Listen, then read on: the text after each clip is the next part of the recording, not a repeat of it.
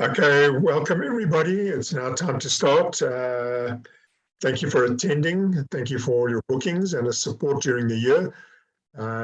This is the moment that we wait for each year, Jackie, to give us the update, what SARS has been up to, what's going on with the taxes, and something to plague us in 2022. So going forward, Jackie, I don't want to steal your thunder. The floor is yours. Great, thanks. Hi, Stan and Danny, and afternoon, everybody. It's great to be here.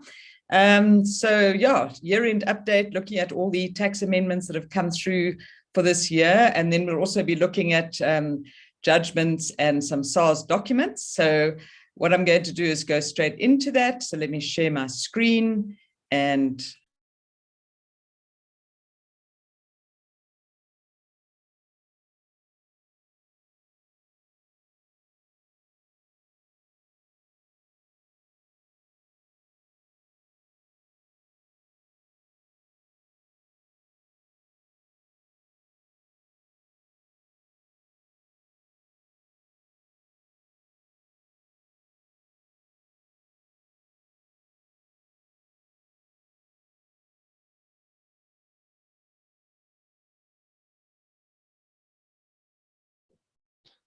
Jackie, I don't know if you muted yourself by accident or not. We can't hear you. In fact, yeah, I'll show you just now as we go through that comment process has resulted in some significant changes between the draft and the final version of the bills. Can you hear me now? And so the final version is what we are dealing with. Most of today's presentation will be focused on the final bill. Restart your recording maybe there because we missed the intro. Is it? Okay, let me go back to the beginning.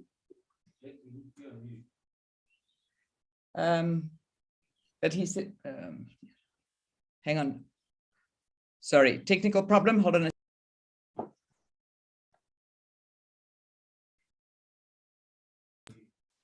Okay, let's try that again. Right. Okay, off we go. Today, so what we're going to be covering is looking at these 2021 amendments, the amending legislation. So these are the final bills that we are looking at.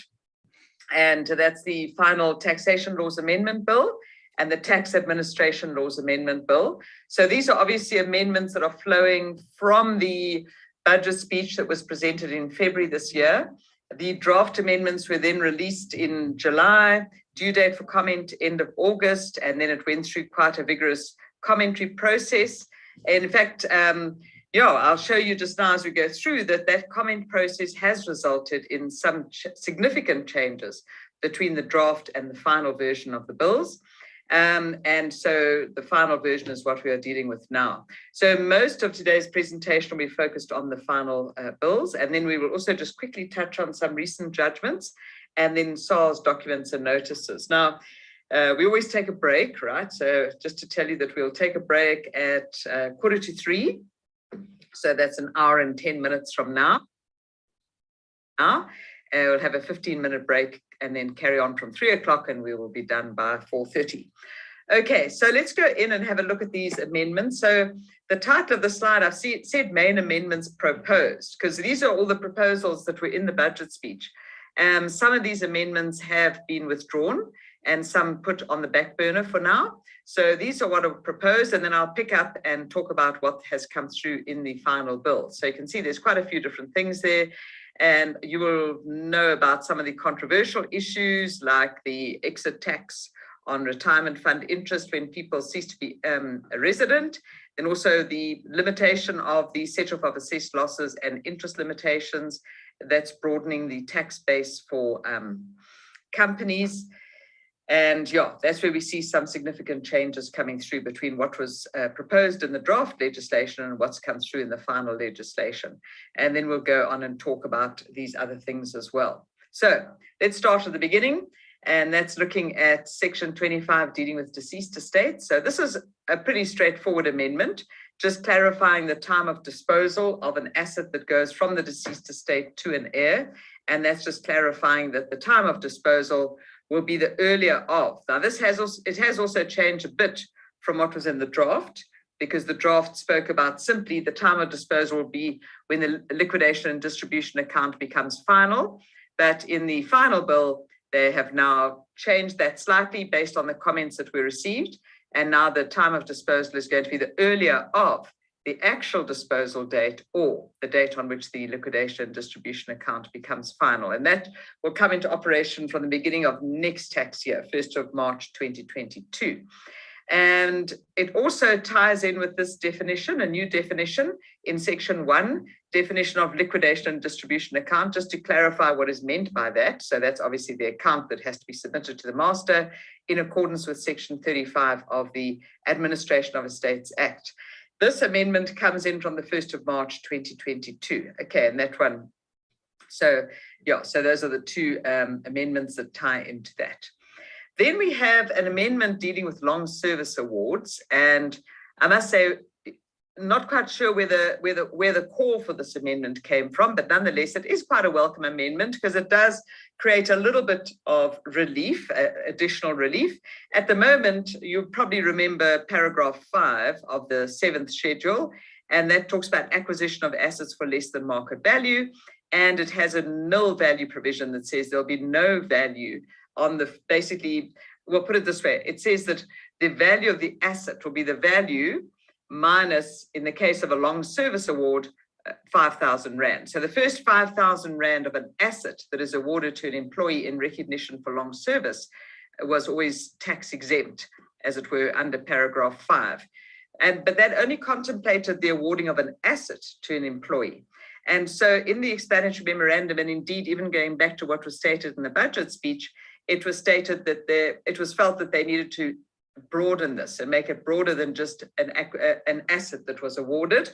And so they have also now made it applicable to cash awards, as well as the right of use of an asset, free or cheap services, and of course still the acquisition of an asset for less than market value. So there's these 4 areas where you can look at a long service award, and it can be a combination of those various things.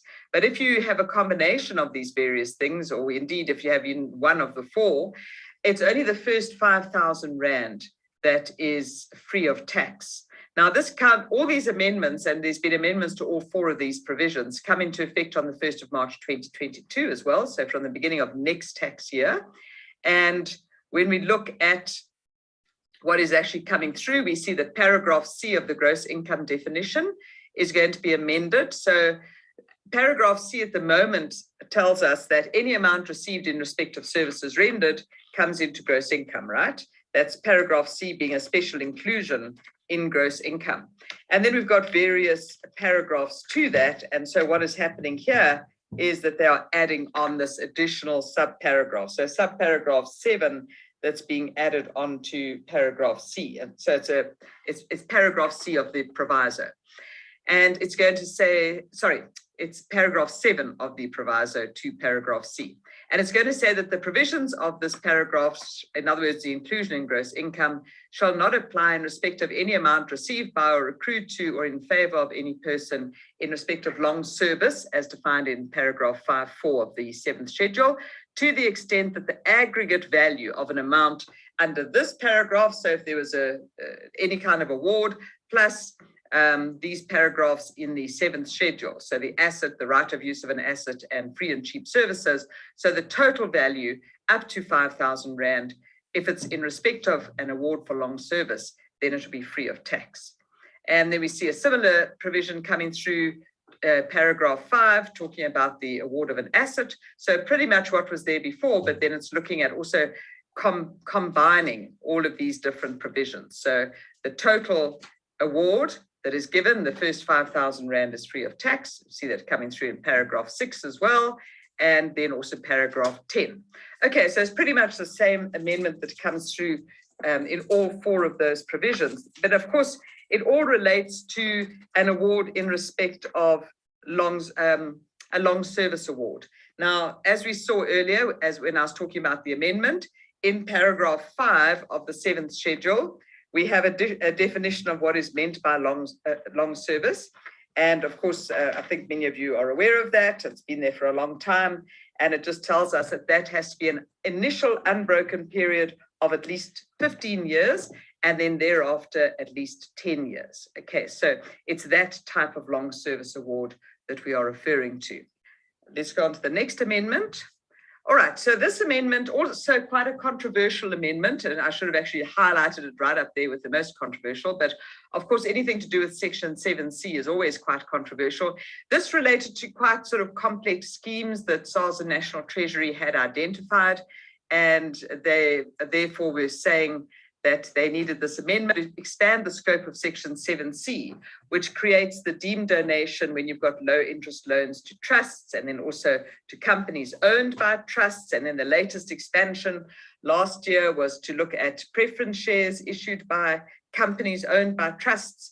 And then this year they wanted to expand it to also look at where we had a loan advance or credit from a trust to another trust or that is controlled by connected persons. All right, so it was looking at expanding the scope of Section 7C and specifically to address these cross-border transactions that were taking place. But now, in terms of the comment that was received, and it was specifically pointed out to SARS and National Treasury that we need to look at the purpose of Section 7C. And the original purpose of Section 7C was to create this deemed donation to counteract tax avoidance schemes that were using trusts to reduce or avoid estate duty. So the sort of classic situation where you sold assets into a trust on loan account, then the growth in the assets took place in the trusts, whereas you had the loan account sort of fixed in the hands of the founder or the settler, and then that would basically peg the value for estate duty purposes. So Section 7C was really intended to counteract the use of trusts for the avoidance of estate duty. And yet these amendments that they were proposing this year were now going far broader than that and kind of trying to use Section 7C to attack all sorts of transactions entered into making use of trusts. So after a lot of discussion, this amendment has actually been withdrawn. So we're not going to see the amendment coming through, amending Section 7C. So what SARS and National Treasury have said is that they would need to go back to the drawing board and identify what the mischief is that they want to address, and then come up with specific proposals around those particular problems. Then Section 8F, it's not a provision that we often look at, but it's our hybrid instrument rules, hybrid debt, and that's really where you've got an instrument which is set up as debt, but it has features of equity. And these are typically used, and this anti-avoidance provision is typically targeting where people are using these hybrid debt instruments to gain interest deductions, significant interest deductions. And then, of course, the issue is that this is undermining some of the tax base. So we have these anti-avoidance rules in Section 8F. You can see here that they aim to curb the unfair use of hybrid debt instruments and hybrid interest to gain tax benefits. So to ensure that we don't have an undue benefit from an interest deduction, what Section 8F does is it has a definition of a hybrid debt instrument, and if your instrument falls into that definition, then the interest paid by the taxpayer is deemed to be a dividend in specie. All right, so you don't get the tax deduction of the interest. Instead, for tax purposes, you have to treat that as a dividend in specie paid by the issuer of that instrument. And that means that instead of getting the interest deduction, you end up actually having to pay dividends tax in many cases, of course, depending on whether you get one of the exemptions from dividends tax. But Section 8F, and it's had quite a rocky road since its introduction some years ago. And initially, when Section 8F was introduced, this tax treatment in the hands of the issuer, where the issuer effectively loses the interest deduction, there was the equal and opposite effect in the hands of the person receiving the interest. But that fell away with some of the amendments that were made along the line. And so what we ended up with was this kind of one-sided situation where we disallowed the interest in the issuer, treating that as a dividend in specie, so they were then liable for dividends tax, but the person receiving the interest was still taxed on that interest income. And so as a result, the explanation was that the anti-avoidance rule was overreaching because the return would be regarded as interest and also taxable, leading to economic double taxation. And so the proposal in the budget was to make this more equitable, that you had the same treatment on both sides. Now, I mean, quite frankly, if you look at the history of this provision, that is what used to happen But they haven't gone back to the original legislation. They're just amending this legislation as it stands. And what they're saying is that any amount incurred by a company, that's what it used to read, and now they're saying, or accrues to a person, that part that I've underlined is what they added in respect of interest on or after the date that the instrument becomes a hybrid debt instrument as defined. So that interest is deemed to be a dividend in specie in respect of a share. And so the company paying will be deemed to have paid a dividend in specie and then may have dividends tax. And so it's not going to be deductible because dividends are not deductible. And this is what they're adding in, it's also deemed to be a dividend in specie in the hands of the recipient of that interest. Okay, so they're also treated as receiving a dividend. So what happens is that the person receiving this interest, because it's under a hybrid debt instrument as defined, they in fact will not be taxed as if they're receiving interest. They'll be taxed as if they're receiving a dividend in specie, which in most cases would be then exempt in terms of section 10(1)(k). Interesting though, so this amendment is then removing this economic double taxation and making this equitable for both parties. So it's a balanced situation. You lose the deduction on one side, but on the other side, they're not going to be taxed on the income. But interesting that this is only going to come into operation on the date that the Taxation Laws Amendment Act is promulgated, and that will be probably December, although often it's in January of the following year. So it might even only be in January 2022. Okay, so that's that amendment over there. And then to carry that through, because we're obviously talking about interest and the recipient of the interest might be a non-resident. And so whereas we are showing that that amount becomes a dividend in specie, and so the non-resident would have received a South African dividend, and they also would be treated as not receiving interest, so there'll be no interest withholding tax. Okay, so that's just to sort of see that through, so that we're treating it for both income tax purposes and the withholding tax on interest. It's treated not as interest, but it's treated as a dividend in specie. That comes into operation from the 1st of January next year. Okay, then this next amendment, which was extremely controversial, creating an exit tax on the retirement benefit of people who are ceasing to be a resident. And so the issue here is that while a person is resident and working in South Africa, contributing to a South African retirement fund, they are getting a tax deduction for their contributions, albeit that it might be limited, but it's a tax deduction under Section 11F. And then when the person ceases to be a resident, of course, they're only going to get the payout from that fund after they have ceased to be a resident. So even if they chose to take the payout, let's say from a preservation fund, we've got that 3-year delay. And it might be that the person chooses only to take their benefit out some years further down the line. So the question is whether South Africa has the ability to tax that benefit when it is paid out to the member. Now, of course, this person is now no longer a resident in South Africa. Well, South Africa, of course, has the ability to tax non-residents on South African source income. And this Section 9(2)(I) provides that these retirement benefits paid from a South African retirement fund will be from a South African source. So that does enable South Africa to tax that benefit even once it's paid out. But there's another factor that one has to consider, and that's whether there's a double tax agreement between South Africa and the other country where this ex-South African is now resident at the time that that retirement benefit is paid out. Because many of these double tax agreements are structured on the basis that when we look at the taxing rights on retirement interests, they often provide that the country of residence has the exclusive taxing right on a retirement benefit. And so if this person is now no longer South African resident, but resident in another country, if the double tax agreement gives the exclusive taxing right to the other country, then of course South Africa loses the ability to tax this benefit. Now we might say, what is the issue with that? But if you think about it, South Africa has granted tax deductions for these contributions. And so by losing out on the ability to tax the benefit when it actually is paid out on withdrawal or retirement, whatever the case might be, in that case, it creates an inequity and, of course, does dilute our tax base somehow. So the proposal that was put on the table by National Treasury was to create this so-called exit tax, to say that when a person ceases to be a resident, already we have the provision that says that they're deemed to dispose of all of their assets, but that excludes retirement interests.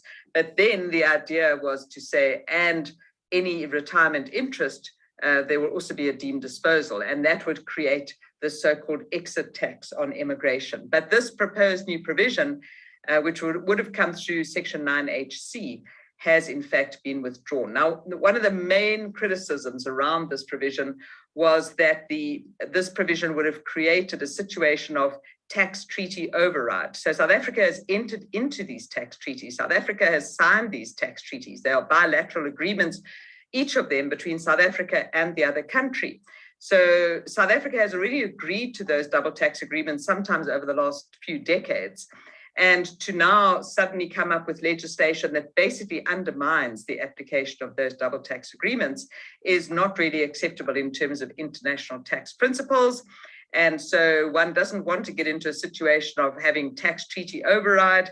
It undermines the integrity of the double tax treaty network. And so South Africa has now withdrawn this proposal, and they've said they need to go back to the drawing board and see what they need to do, because the problem still remains that we have the situation of allowing the tax deductions, but then not taxing the retirement benefit, if indeed there's a double tax agreement in place that gives the exclusive taxing rights to the other country. Okay, so that's withdrawn for now. There are also other retirement benefit amendments. There's 3 of them in particular. The one deals with annuities. So we now have compulsory annuitization for most people. It's only people who are over 55 at the time that the change to the preservation fund rules took place. They obviously have had a protection of their vested rights. But for most people retiring in subsequent years, there will be this compulsory annuitization. And certainly with pension funds and retirement annuity funds, all of the members would have this compulsory annuitization, which means you can take a maximum 1/3 of your benefit as a lump sum, and at least 2/3 must be taken in the form of an annuity. Now, this sits in the definition of the various funds. So if we look, for example, at the definition of pension fund, in Section 1 of the Income Tax Act, it tells us that the rules of the pension fund must provide that not more than 1/3 of the total value may be commuted for a single payment, a lump sum, not more than 1/3 is a lump sum, and the remainder must be paid in the form of an annuity. Now, that annuity could be an annuity that is basically provided by the retirement fund, or the retirement fund might purchase an annuity either in the name of the fund or in the name of the member. And then now they've added this, or a combination of annuities. So a combination of what I've just mentioned. So it doesn't have to be simply one kind of annuity. So it does create more flexibility around the types of annuities that might be provided. Linked to this, we also have a new binding general ruling, number 58, which provides rules. It's a binding general ruling, okay? And it provides rules around protecting the integrity of these annuities. Now, notice that this compulsory annuitization doesn't apply where 2/3 of the total value does not exceed 165,000, or the employee is deceased, or they elect to transfer their interest to another fund. Okay, so that's the amendment here, is basically allowing this combination of annuities. Okay, then going back to the other amendments, second one is allowing a transfer between retirement funds by members who are 55 or older but haven't formally retired. And then the third one looks at the calculation of the fringe benefit, where employers contribute to a defined contribution fund, and where that fund provides risk benefits, so life cover, and basically amending the legislation to enable the fringe benefit to be calculated as simply the amount contributed by the employer. Okay, so it's those 3 amendments coming through on retirement funds. Okay, so just jump past that. Right, then we get to this anti-avoidance provision, and it's an anti-avoidance relating to donations tax, talking about the cession of a right to receive an asset. So what was stated in the budget speech is that schemes have been devised to transfer rights to asset to a trust before any value attaches to the right, thereby avoiding both income tax, due to the inclusion of the value of the asset in gross income and donations tax, which would arise on the value of the asset donated to the trust. So the way that these schemes work is that we would have somebody rendering services to somebody else. It could be an employee or an independent contractor. And the person is rendering the service, and they are going to be remunerated, if you like, in the form of receiving an asset. But the value of that asset would be would sort of develop as these services are rendered. So at the outset, before the services have been completed, the asset, there's a right to receive an asset, but there's no value at that point. Once the services have been rendered and we sort of have reached the full fruition of this transaction, then of course there would be a full right, a full value on that asset. But the idea here is that the person cedes that asset to somebody else, and it's typically a trust or a family trust, before they have completed these services and while there's still no value attached in that asset. And so that way there is the sidestepping of donations tax. And so not just donations tax, but then by the time the person has completed the services and they're due to receive this asset, the value of that asset has been ceded. But remember that paragraph C does provide that included in gross income is any amount received in respect of services rendered. And section 7 does also provide that the person rendering the service is the one in whose hands that value will be taxed. But the main issue here really is a donations tax issue, because the point is that at the time that the right to receive that asset is ceded, there's no value attached. So what they have brought about is this new provision, section 57B. So section 57B, obviously that's sitting within the donations tax provisions of the Income Tax Act. And it applies where a person agrees to render services to another person. Now here, they talk about the employee and the employer, but it's for the purposes of this provision. As I said earlier, this can be a true employee or an independent contractor who's rendering services to somebody else. So they just refer to it here as an employee, but it's not necessarily limited to the definition of employee as you would understand it, let's say, for employees' tax purposes. Okay, so it's the person rendering the services to the other person that we call the employer in this situation, where the whole or part of the compensation will be paid in the form of an asset. And prior to the employee becoming entitled to the asset, that person disposes of the right to another person. Okay, so it's contemplating that situation where you dispose of the right to receive the asset before the asset has actually accrued to you. But the point of the matter is that the value of the asset, there is no value in the asset at that stage. So there's no donations tax as it would stand, but that's where section 57B is going to come to the rescue, as it were. So what section 57B does in terms of subparagraph 2 is it tells us to disregard the disposal of the right itself. That in itself has no tax implications, but the employee is treated as having acquired the asset on the date that it would otherwise have accrued apart from the fact that the cession has taken place. And the value is going to be the value that would be included in the person's gross income. So let's say this person starts the contract on the 1st of March next year, and the asset only accrues, the services are completed and the asset accrues, let's say, at the end of May. Now, at the end of May, the asset has a value of, let's call it R1 million. 1st of March, it had a value of nothing. So what we're saying is that that value that would have accrued had the cession not taken place, that is the value of the asset, and the employee is treated as having disposed of the asset to the other person by way of donation, and the amount of the donation is that amount of R1 million. Okay, it's equal to that expenditure referred to in paragraph A.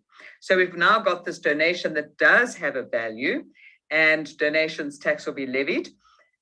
That R1 million also then becomes the base cost in the hands of the recipient. So the person to whom the asset has been ceded, the family trust, they will be regarded as having acquired the asset for that same amount. All right, so you've got the amount that comes into the gross income, R1 million.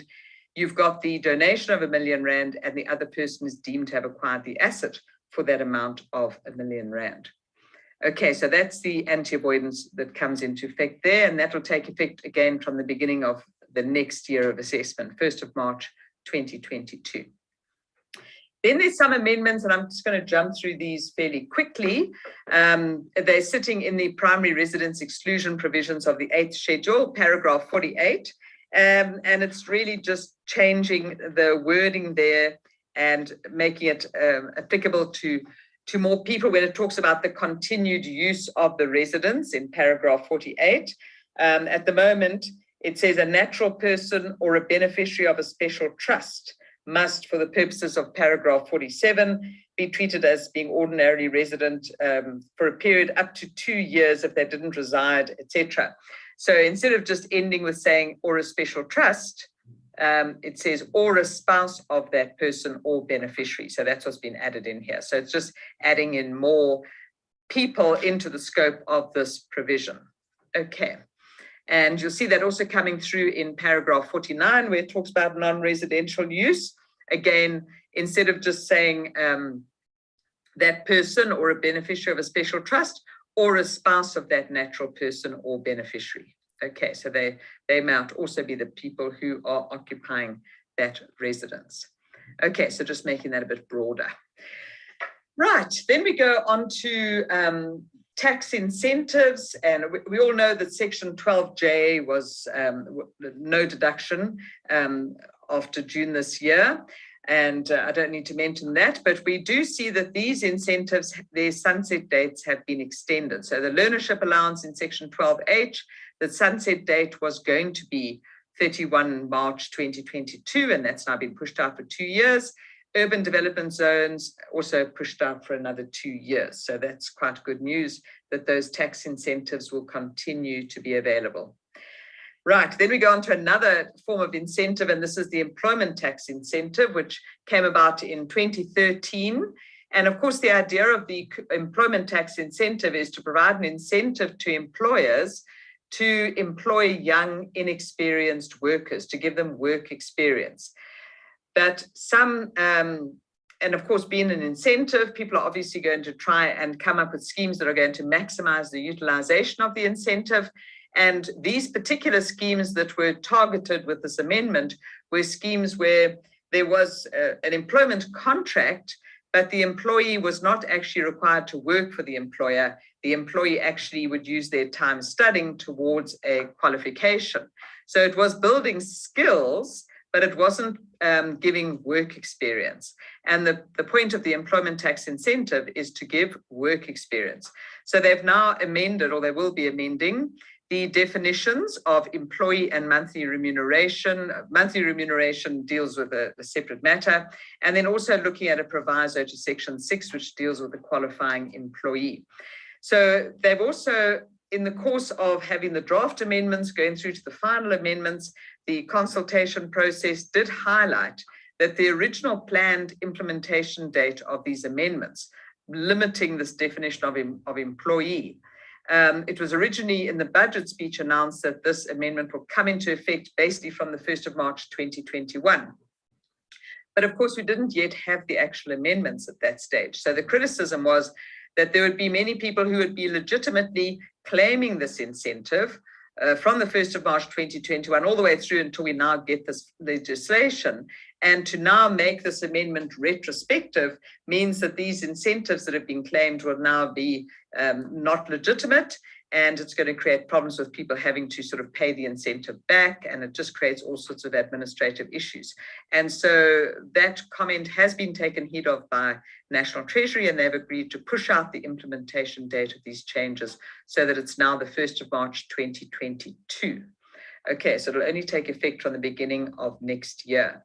So what these amendments will say, when you look at this definition of employee, it previously just referred to a natural person working for another person entitled to receive remuneration. And now it's taking it one step further and saying, and who is documented in the records of the other person as envisaged in the record keeping provisions of the Basic Conditions of Employment Act.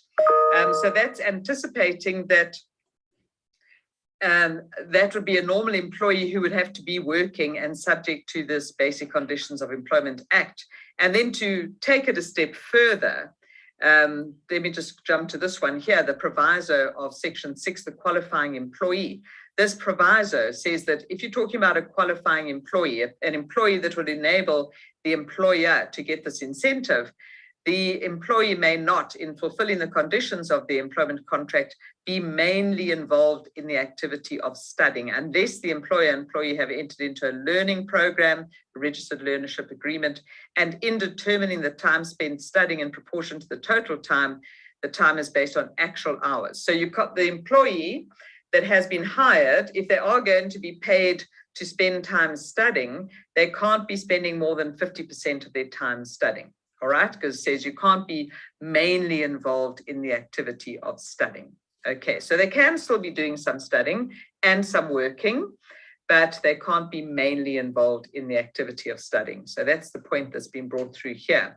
Then the other amendment, just to go back to my previous slide, this definition of monthly remuneration is basically also linking this definition to this Basic Conditions of Employment Act. So it's saying, in determining the remuneration paid or payable, an amount other than a cash payment that is due and payable after having accounted for deductions under Section 34(1)(b) of the Basic Conditions of Employment Act must be disregarded. Okay, so that's the other amendment that's coming through. So those are the amendments to deal with this perceived abuse of the Employment Tax Incentive Act. SARS has released a draft interpretation note dealing with the meaning of employee for the purposes of the Employment Tax Incentive Act. That is currently open for comment until I think it is the first week of December.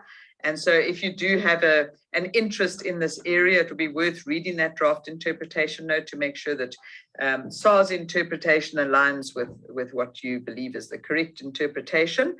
And if you have comments, then you really should submit those comments through your professional body, certainly by the end of November, so that those comments can be sent through and incorporated into the final interpretation note as to what we mean by employee for the purposes of this incentive. Okay, then on to Section 20. Now I come to this discussion around the tax base for companies, and the statement first made in the 2020 budget speech, picked up again in the 2021 budget speech, around the broadening of the tax base for corporate tax. But then linked to that was the commitment, the stated commitment, that the tax rate would be reduced by at least, let's say 2 percentage points over the next few years. But the reduction of the corporate tax rate could not be achieved in isolation. It would have to be accompanied by this broadening of the tax base for companies. And the broadening of the tax base would come through two particular methods. The one would be the limitation of assessed loss set-offs, not the disallowance, but the limitation. And the other one would be a further limitation of certain interest deductions. Now, we already saw Section 8F, so we see that there are some targeted anti-avoidance provisions dealing with interest. But then we also have a kind of a general interest limitation provision in Section 23M, which I'll talk about just now. So these two measures would be designed to broaden the tax base for companies, and then that would hopefully pave the way for the corporate tax rate to be introduced. So the explanation given by SARS, the reason why they want to limit assessed loss set-offs, they say that over the last few years, there's been an international trend to restrict the use of assessed losses and reduce the corporate income tax rate.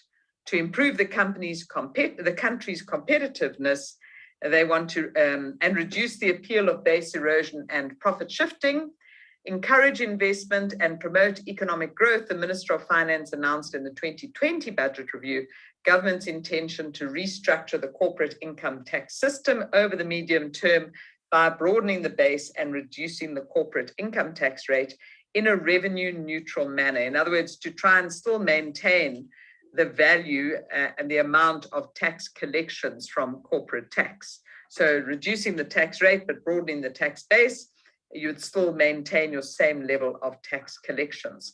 And therefore, in line with that announcement, government proposed broadening the income tax base by restricting the set-off of assessed losses to 80% of taxable income. So that's what was proposed in the budget. What came through in the draft amendments was indeed this proposal to limit the set-off to 80% of taxable income. That did attract a lot of criticism. There were two main areas of criticism, and to some extent they are interlinked. The one was that this amendment coming in at this time is very unfortunate because many companies are struggling with cash flow. They are struggling with their own business deterioration as opposed to the COVID restrictions, economic lockdown, etc. And so they're already battling, and now to restrict the limitation of the set-off of assessed losses would just make things more difficult for them. That was first part. And then the second part was that that concern would be particularly severe in the case of small business. And so the thinking was, why not have a cap for small businesses up to which the full set-off can apply, and then only assessed losses over and above that stated amount would be subject to the 80% limitation. All right, so that has actually come through in terms of this stated amount. So what they've put in now, let's just have a look at the wording of Section 21A. So currently, Section 21A basically allows the set-off of assessed losses, right, for both companies and individuals. So what they are looking at doing here is that they are looking at splitting Section 21A into two parts. Part one, talking about a company, part two about other taxpayers that are not companies. So other taxpayers that are not companies, there's no change in this wording. This will be as before. So it'll say any balance of assessed loss incurred by that person which has been carried forward. So any assessed loss can be set off if you are not a company. But if it is a company, then the balance of assessed loss incurred in a previous year, carried forward to the current year, will be allowed to be set off.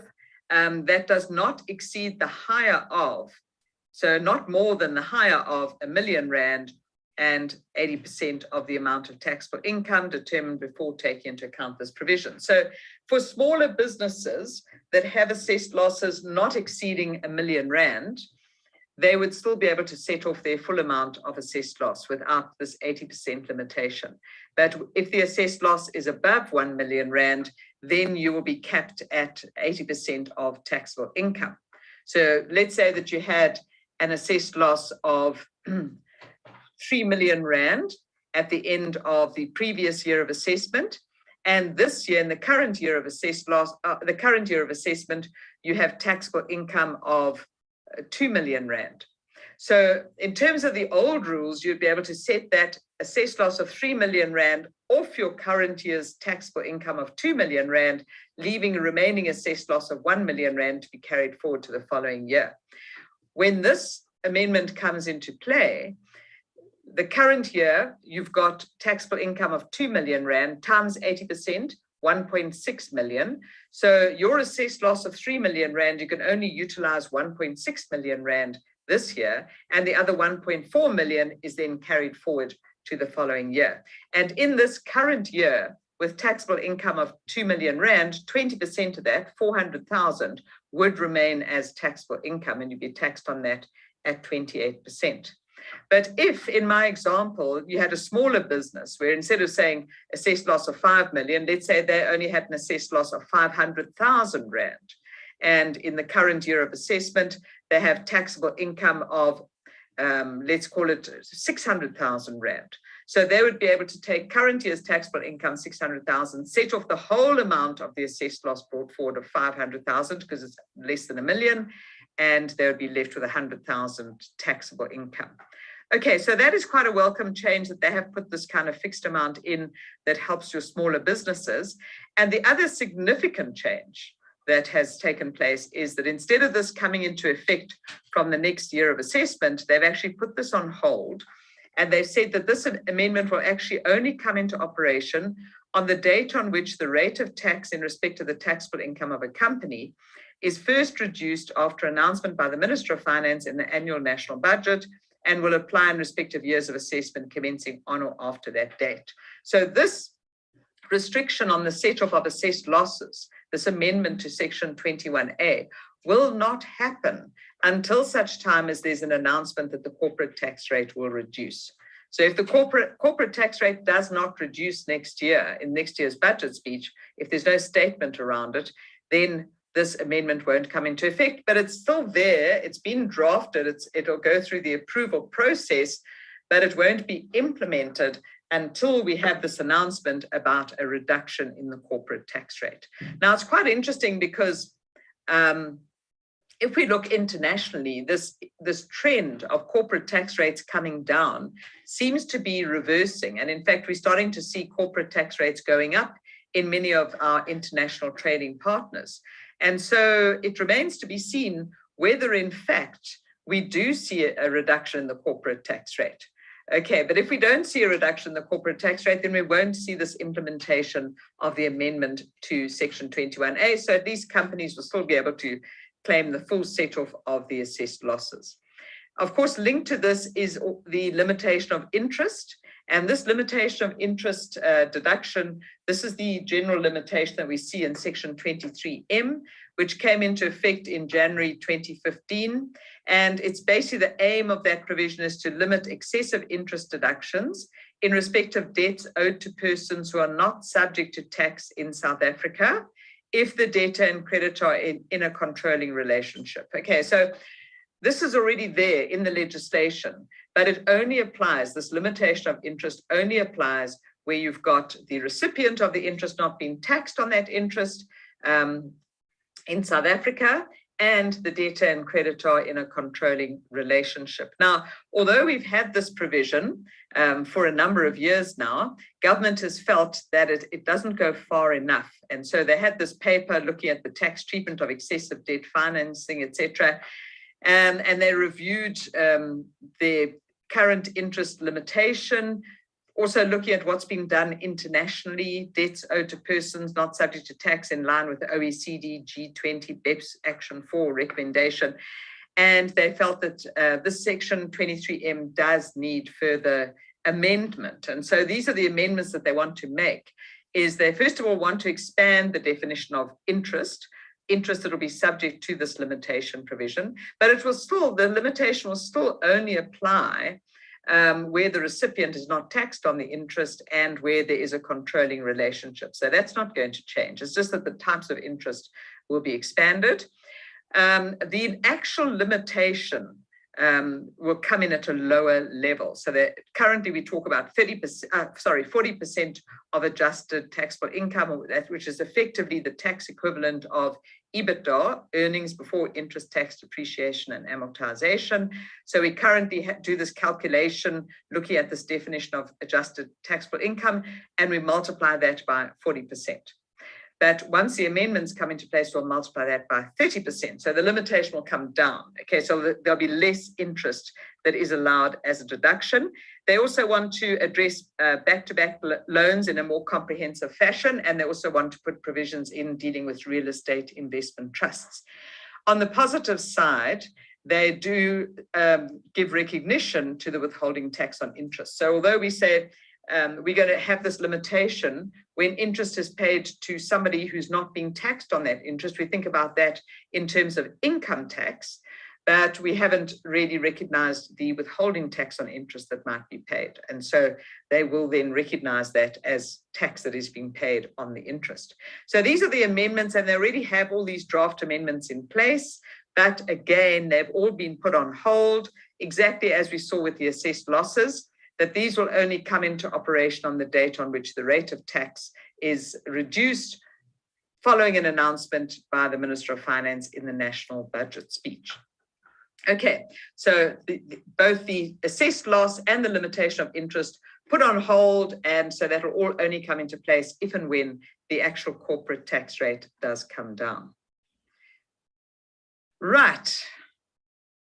Okay, let's then the next amendment, also sort of thinking about international tax, so in the corporate tax arena, but specifically international tax. Well, interesting, Section 31 is not only in corporate tax, right? I mean, you can have other persons also affected by Section 31, which is our transfer pricing provision. And Section 31 requires this transfer pricing adjustment. There's a primary adjustment and a secondary adjustment that has to be made. And that applies when there is an affected transaction. And an effective transaction is defined in section 31 as transaction operation scheme, etc., where basically has been entered into between a resident, non-resident, and so on, and those persons are connected persons to one another. You might remember that in 2019, the proposal came through that they wanted to expand this to not only apply to connected persons as defined, but also to take into account associated enterprises. But the criticism there was that we don't really understand what you mean by associated enterprises. We need further clarity, and SARS has indicated that they will provide clarity on the meaning of this term. And until such time as that clarity is provided, this amendment won't come into effect.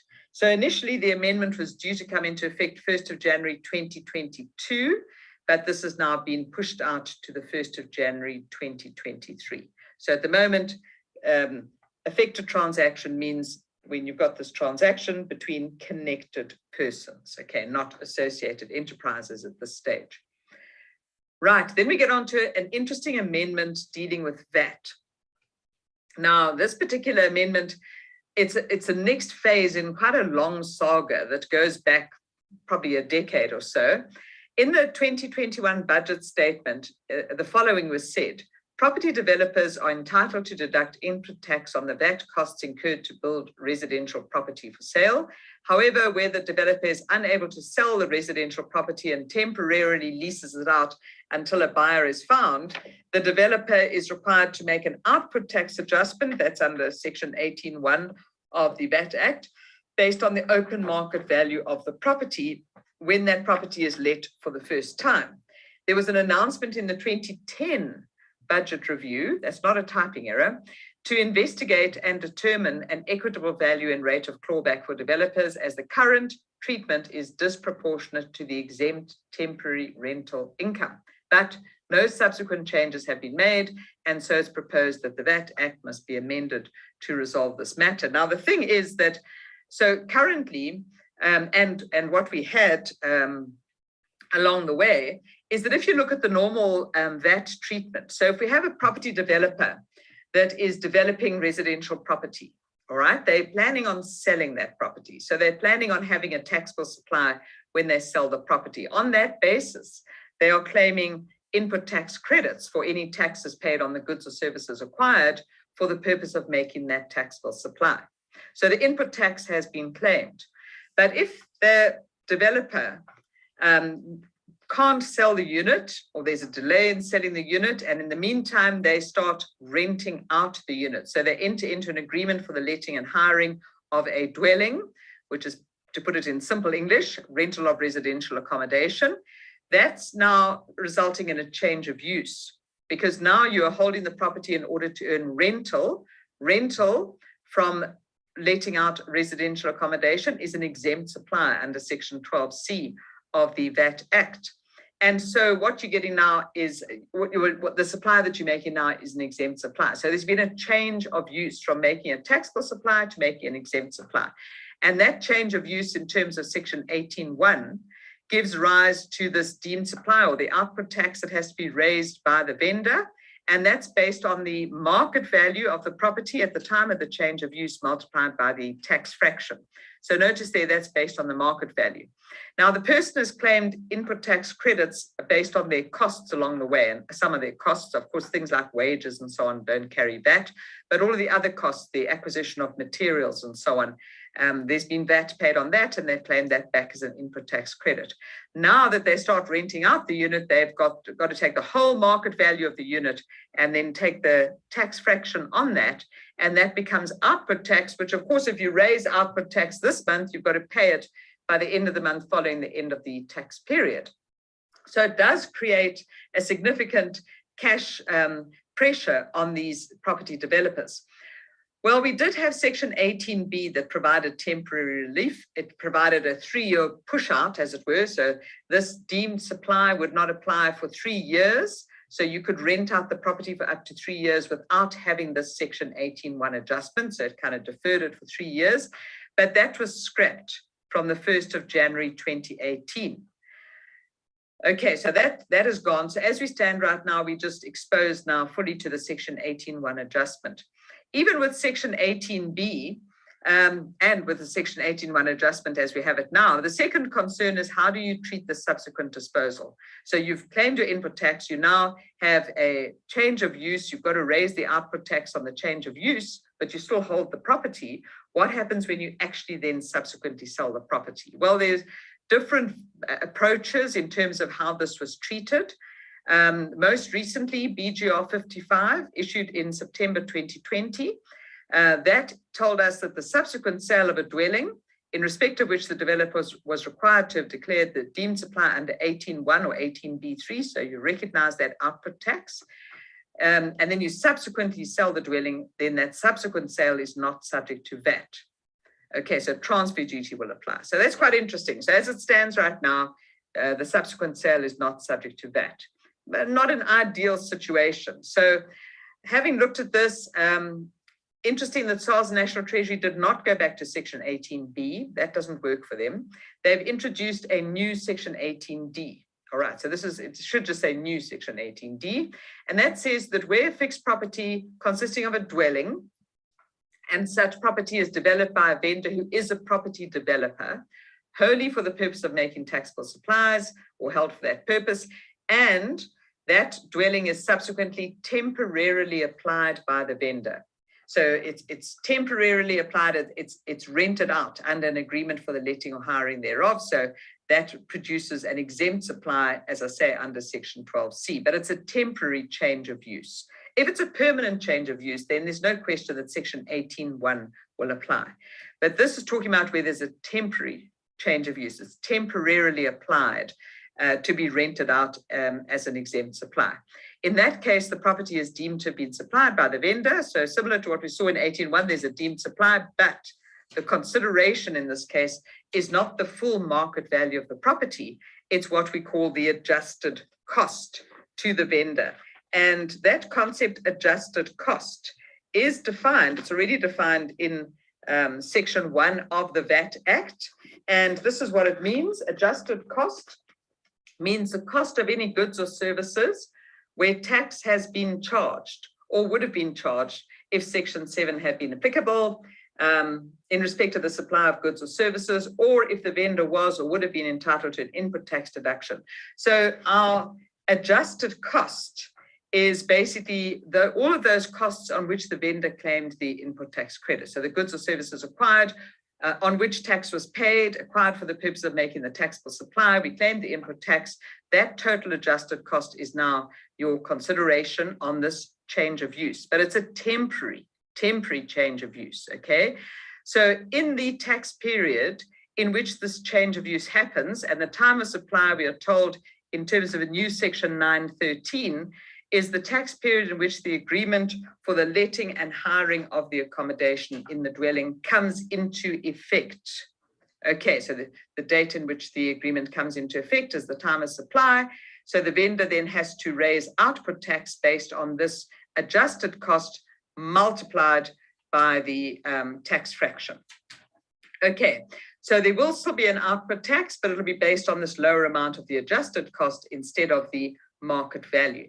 Then, of course, there's still the question about what about the subsequent supply? What if the vendor subsequently sells the property? So initially, they had this proposal, it would be a deemed supply, and then it was pointed out to them that it's an actual sale. So it's not a deemed supply, it's an actual supply. So if that developer subsequently supplies the property by way of a sale, then that subsequent supply will be an actual supply that will carry consideration using the normal consideration rule set out in Section 10.2. Okay, so that's going to be the full amount of the consideration. So whatever you actually sell the property for, you're going to have to raise output tax on that.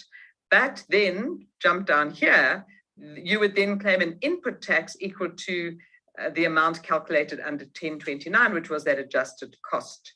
All right, so if you think about it, they claimed the input tax as and when they were incurring the expenses. They had the temporary change of use, and so they raised output tax, which kind of reversed that input tax over here. Then they sell the property, so they've got output tax based on the full consideration, offset by that input tax once again. So it's actually just the difference between the total consideration and the adjusted cost that will carry your output tax. But instead of just having output tax on that margin, which is what they had in the draft legislation, they've now got output tax on the full consideration, and you get the input tax that you can claim as a deduction here again. All right, so that is the outcome of these amendments here. The time of supply, of course, is the normal time of supply rule for fixed property, the earlier of registration in the deeds office or any payment towards the consideration. So the subsequent supply, so no longer what we saw just going back here in BGR 55, where we said that subsequent supply is not subject to VAT. Now we are going back to the previous treatment that we had before that ruling was issued to say the subsequent supply is actually a supply. It'll be made with the normal consideration, raise VAT on that, but offset your input tax. And this is going to come into effect from the 1st of April 2022. All right, so quite an interesting amendment. Hopefully everybody is now happy that this will produce a fair result. Now, of course, we did see some terms that were referred to in this new section 18D. We spoke about a vendor that is a developer. A developer means somebody who is improving fixed property or constructing fixed property consisting of a dwelling. So it's talking about residential property. And then if we look at the question of temporarily applied, what do we mean by that? And here we're talking about the application of the fixed property or portion thereof under an agreement or more than one agreement for the letting and hiring thereof. And the agreement does not exceed a 12-month period. Okay, so we're talking about a lease agreement for up to 12 months. That would be regarded as being temporarily applied. And then there's a proviso that's saying temporarily applied does not include the application of fixed property and supplying accommodation in a dwelling under this agreement for letting or hiring thereof, where any such agreement is for a fixed period exceeding 12 months. Because in that case, if you have a lease agreement that exceeds 12 months, then it's not regarded as being temporarily applied. So Section 18D will not apply, but in that case, the normal provisions of Section 18.1 will apply. All right, and then you've got the property which is deemed to be supplied at the current market value. Whereas when Section 18D applies, the concession that is given is that your consideration is deemed to be the adjusted cost. Okay, so interesting amendments that are coming through there as far as that VAT is concerned. Okay, then we'll start on the tax administration amendments before we move on to take a break. So these are in the Tax Administration Laws Amendment Bill. And there's a number of different amendments here. Some are pretty simple, some are fairly complicated. This one here is quite simple, Section 18A. Now, of course, with Section 18A, this is Section 18A of the Income Tax Act, and we know that Section 18A provides a deduction that can be claimed for donations to a public benefit organization. The deduction limited to 10% of taxable income, but you're only entitled to claim the deduction if you have received a certificate from the public benefit organization. So that PBO has to be approved by SARS to issue a Section 18A certificate. And that 18A certificate has to contain certain information. So as it stands at the moment, this is also the information on the certificate is set out in Section 18A2. And it's the requirement to have the reference number, the name of the PBO, the address of the PBO, the date of receipt of the donation, obviously the amount of the donation, and a certification, a confirmation that the donation will be used exclusively for the objects of the public benefit organization. So that's all contained in subparagraphs 1 through to 6 of 18A2A. And then what they want to do is add in subparagraph 7, which will expand that by saying, and such further information as the commissioner may prescribe by public notice. Okay, so it just gives the commissioner, SARS, the opportunity to add to the list of what has to be shown on that 18A certificate.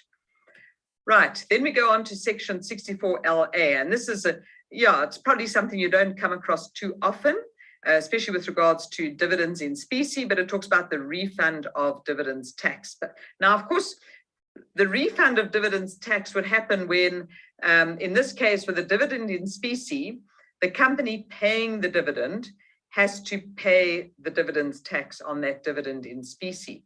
But you would look at the recipient of the dividend in terms of deciding whether that dividend would qualify for a tax exemption.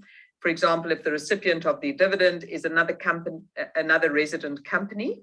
And then, of course, there's also the issue around whether the dividends tax would be less than 20%. And that would be when you've got a double tax agreement. So the recipient of the dividend is in another country, and there's a double tax agreement that provides for a rate lower than 20%. So there you could have an exemption or a lower rate. But at the time of the payment of the dividend in specie, the company doesn't have the necessary declaration or undertaking from the recipient to say that either the exemption or the lower rate would apply. So they pay dividends tax at the full amount of 20%. Then, of course, they get this declaration that comes in later to say, actually, it should have been exempt or it should have carried a rate of less than 20%.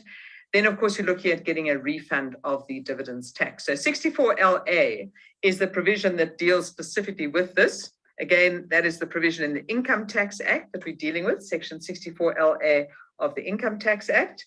And that basically says that SARS will only pay a refund of the dividends tax if the claim is submitted within 3 years. But the corresponding period for the dividend in specie, when we count the 3 years, it says 3 years from the date of payment, the original payment of the tax. But when we look at the similar provision that applies with a cash dividend, we count 3 years from the date of payment of the dividend. Okay, so they want to make these two the same, and so they're simply changing this to say the 3 years will be counted from the date of payment of the dividend, similar to what we have with the counting of the 3 years for the purposes of a cash dividend. Okay, I see that there is a question that has come in here. Let me just have a look. Okay, so tax administration amendments always come into effect on the date of promulgation of the tax administration laws amendment date. Okay, so that's always the case with your administrative amendments, date of promulgation. Right, so the administrative non-compliance penalties, and I think we're all aware of this. We heard a lot from SARS during the course of the year that they would be charging this penalty on the late submission of the EMP 501 returns. And that's a penalty under paragraph 14 of the 4th schedule. It can go up to 10% of the employee's tax that is covered for that particular period. But SARS levies this on the basis of 1% per month that the return is outstanding. So they are already wanting to, they have already, in fact, started levying this penalty. But the problem is that they want to levy the penalty based on the amount of employees' tax for that period. But if the employer has not yet submitted the EMP 501, they don't know what the amount of employees' tax is. And so they want to amend paragraph 14 to enable them to come up with an estimate. Okay, so where the employee's tax is not known to SARS because the return has not been submitted, they don't want to wait until the return comes in and then charge the penalty retrospectively. They want to be able to raise the penalty timeously, and that means they have to estimate the amount of employees' tax. So to do that, they have to have this amendment to paragraph 14 that enables them to estimate the employees' tax. Of course, the big concern is SARS might estimate the employees' tax and then raise the penalty 1% per month based on their estimate of employees' tax.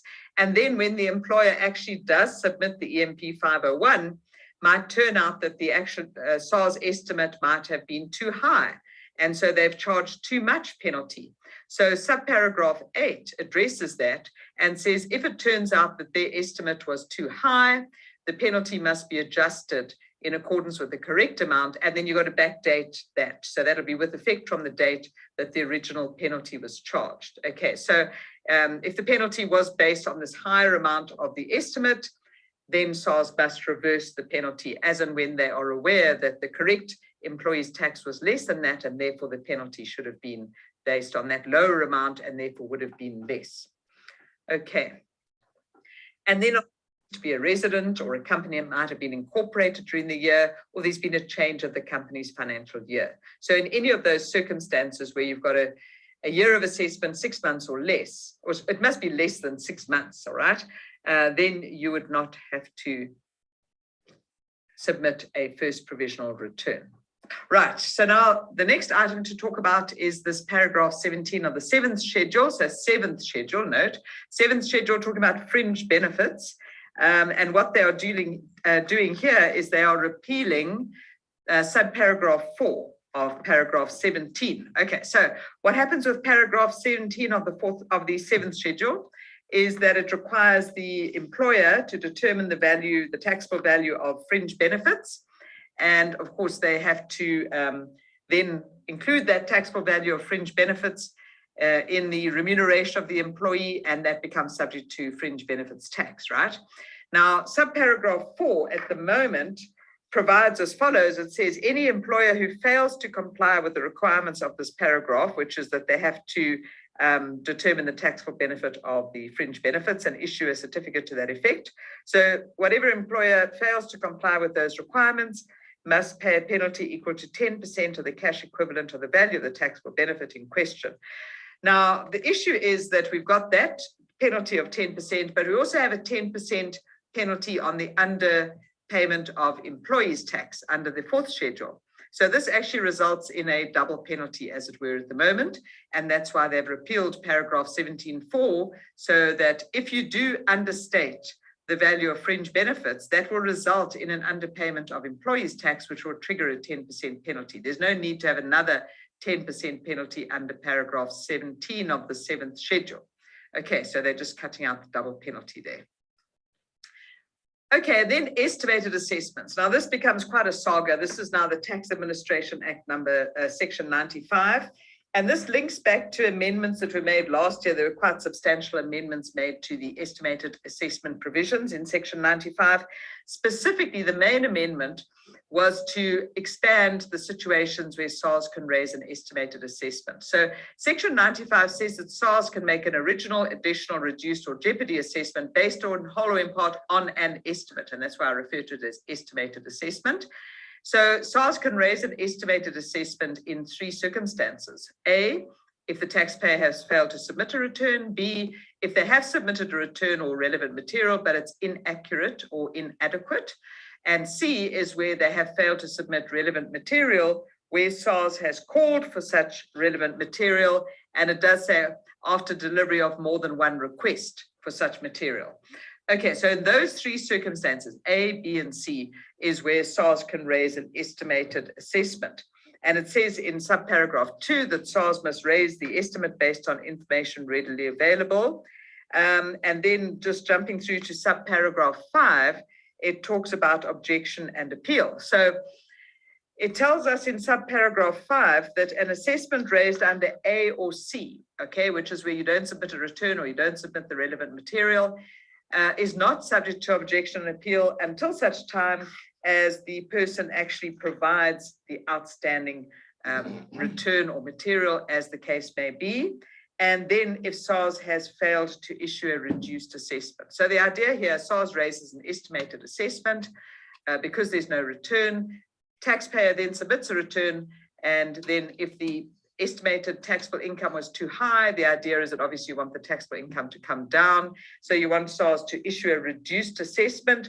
That can only happen once you have submitted the outstanding documents. And then only at that stage is it subject to objection appeal if SARS fails to issue the reduced assessment. Okay, so that all comes through section 95 and section 95.5 and section 95.6.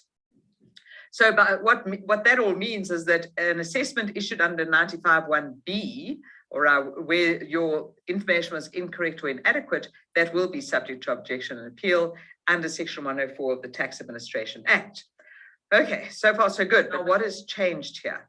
So they have now amended subparagraph 5 and 6. So subparagraph 5, as I said, it said before that the assessment, the estimated assessment is not subject to objection or appeal unless the taxpayer submits the outstanding return or information and SARS does not issue a reduced or additional assessment. Now they're going to change that to say the estimated assessment under A or C is only subject to objection or appeal if SARS decides not to make a reduced or additional assessment after the taxpayer has submitted the outstanding return or relevant material.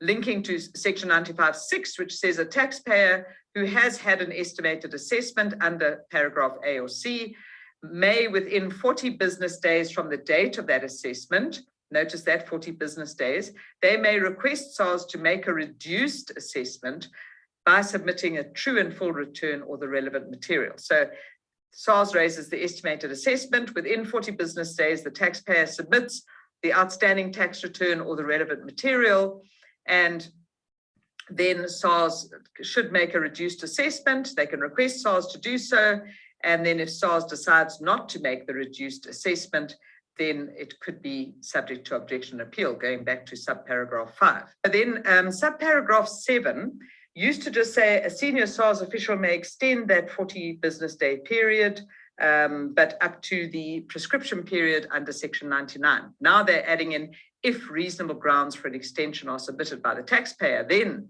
the senior SARS official could extend that 40-day period.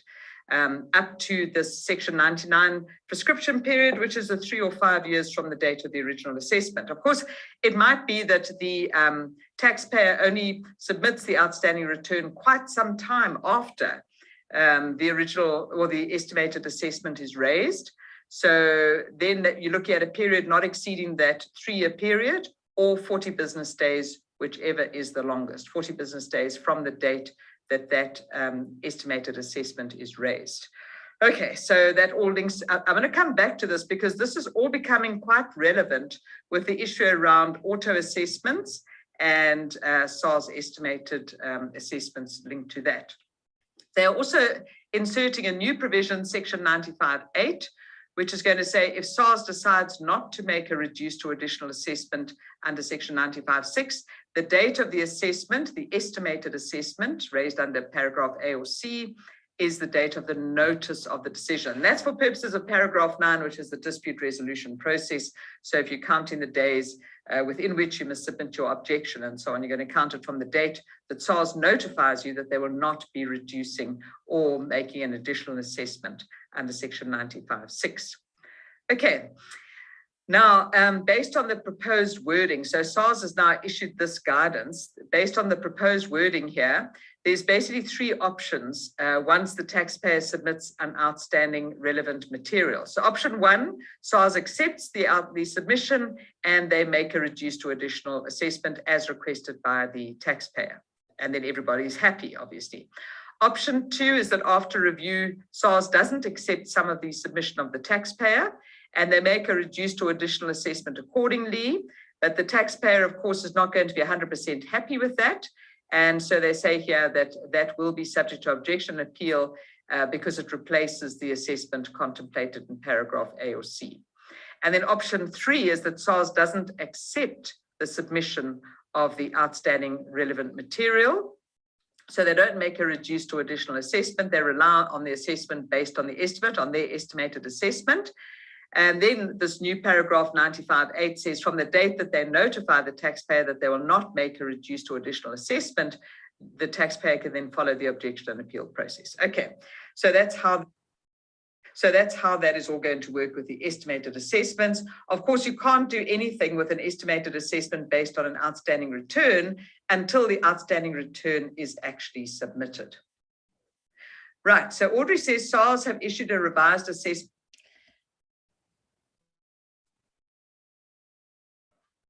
Okay, I think that's probably a good time to take a break. It is 2:30, so taking into account we started a bit later.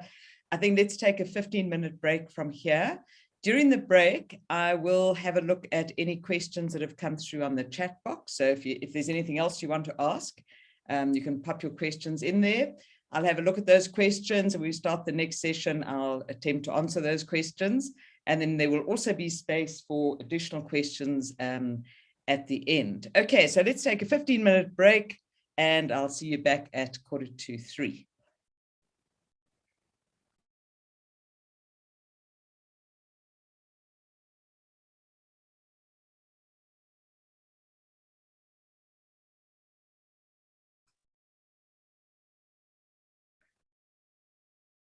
Right, hi everyone. Hope you all are back and had a bit of a leg stretch and some refreshments. So we are ready to carry on with the next session now. As promised, I'm just going to deal with some of the questions that came through. So let me just see here. Under the Q&A, there was a question from an anonymous attendee. Please talk to the EMP 501 audits that go beyond the 30 business days. Yeah, I don't specifically know what you want me to say about that. I mean, if it's a problem with SARS processes and SARS not sticking to deadlines, then you really need to follow that through the normal complaints mechanism, ultimately going on to the tax ombudsman if necessary, so to deal with it that way.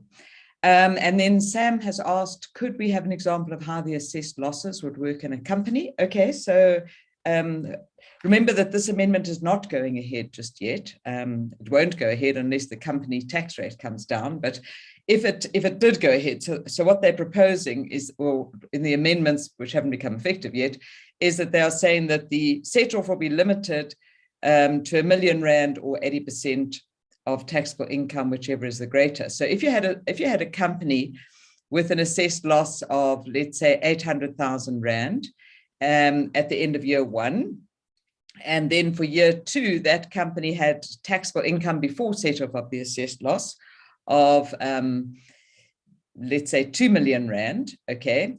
So because the assessed loss is less than R1 million, you would be able to set off the full amount of the assessed loss, just as you would under the current rules. But if that assessed loss was not 800,000, but was, let's say, 3 million, all right, assessed loss, and in the next year of assessment, you had taxable income of 2 million Rand, you would only be able to set off up to 80% of taxable income. So 2 million times 80%, 1.6 million. So you would still be taxed on the remaining 400,000 Rand taxable income. Of course, if you had an assessed loss to start with, a balance of assessed loss of 3 million, and you're now setting off 1.6, then it leaves you with 1.4 million Rand assessed loss that you would then carry forward to the following year of assessment. Okay.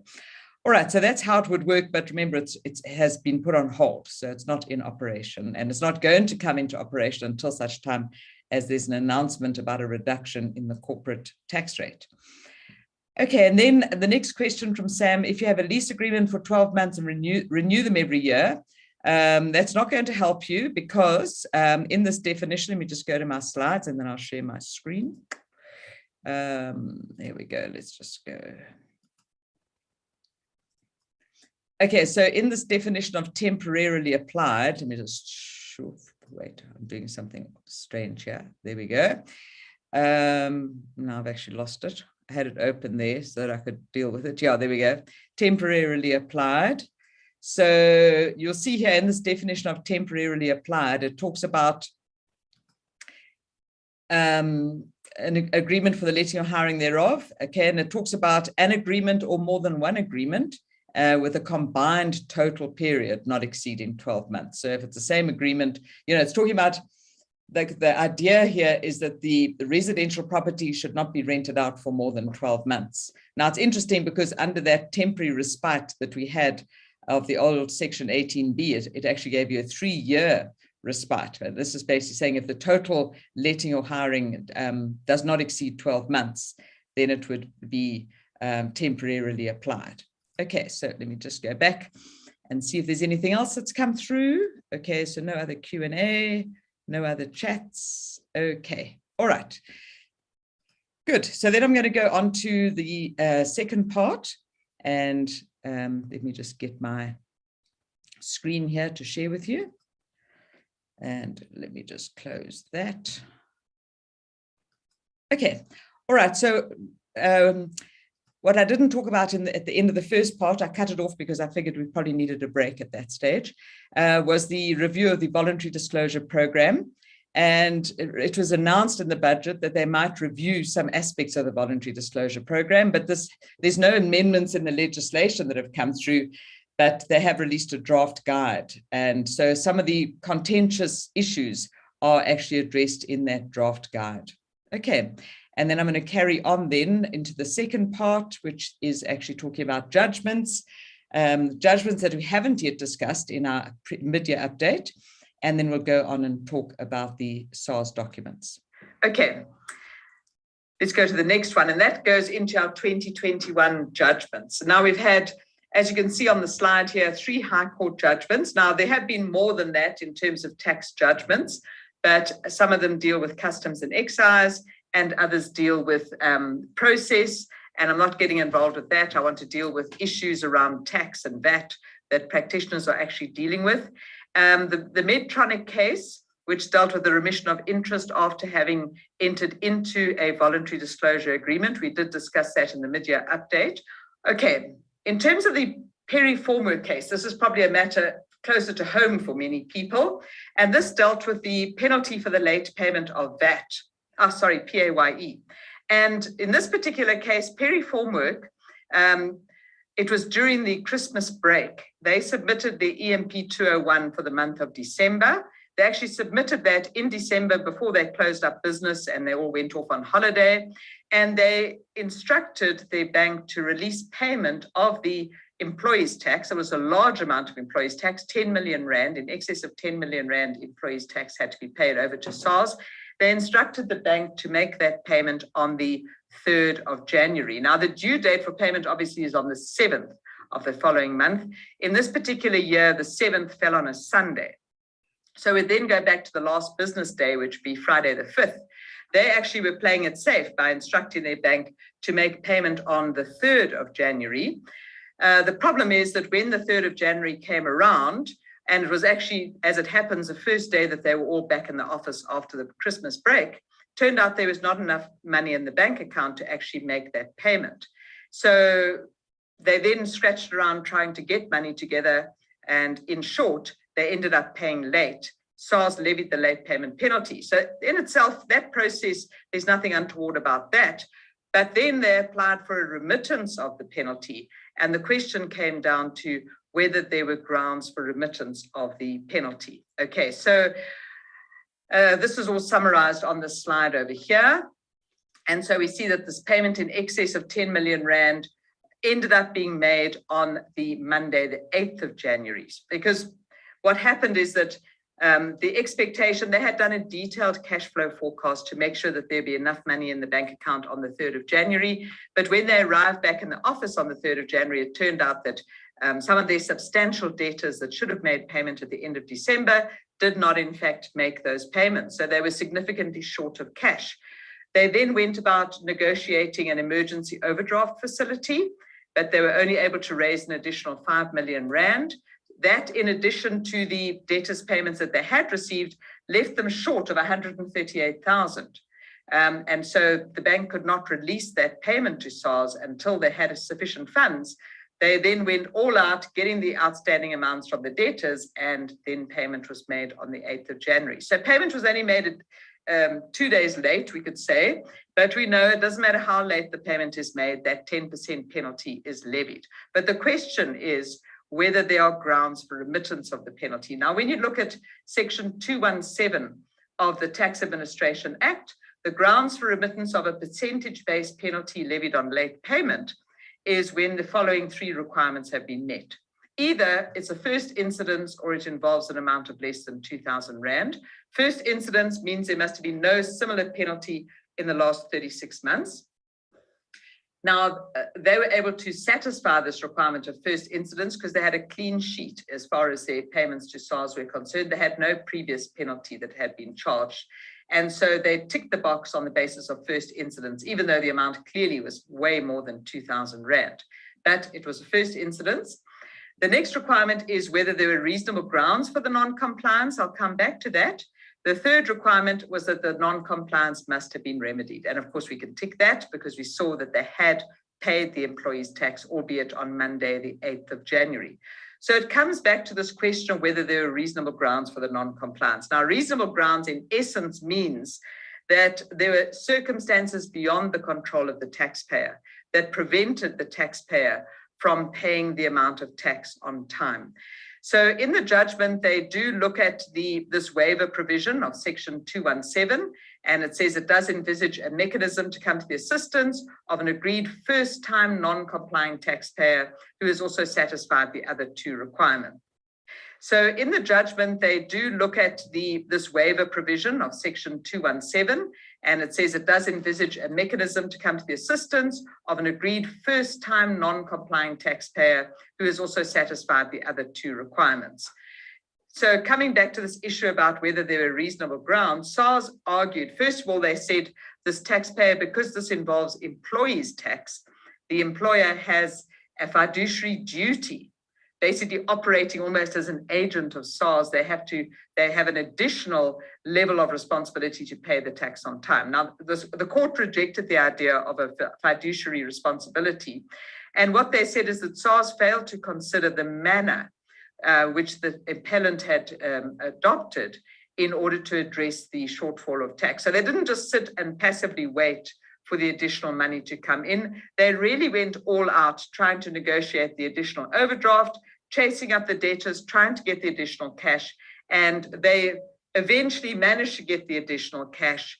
But of course, by then they ended up making the payment late. But in short, the conclusion was that these were circumstances beyond the control of the taxpayer. And on that basis, they said the appeal must succeed. So the taxpayer there was able to get that penalty waived by SARS. Okay, on the Turvest case, so here we talking about a dealer in foreign exchange that had both taxable and exempt suppliers. I'm going to have to go through these cases quite quickly. So I am sort of hitting the fast forward button here, but it really deals with a situation where you've got these mixed suppliers. So obviously you've got a mixed supply. It means that the vendor can't obviously claim all of the input tax on their goods and services acquired, because some of those goods and services are required for making exempt supplies and some for making taxable supplies. Now, this is a dealer in foreign exchange. Now, the exchange of currency is listed as a financial service in Section 2 of the VAT Act.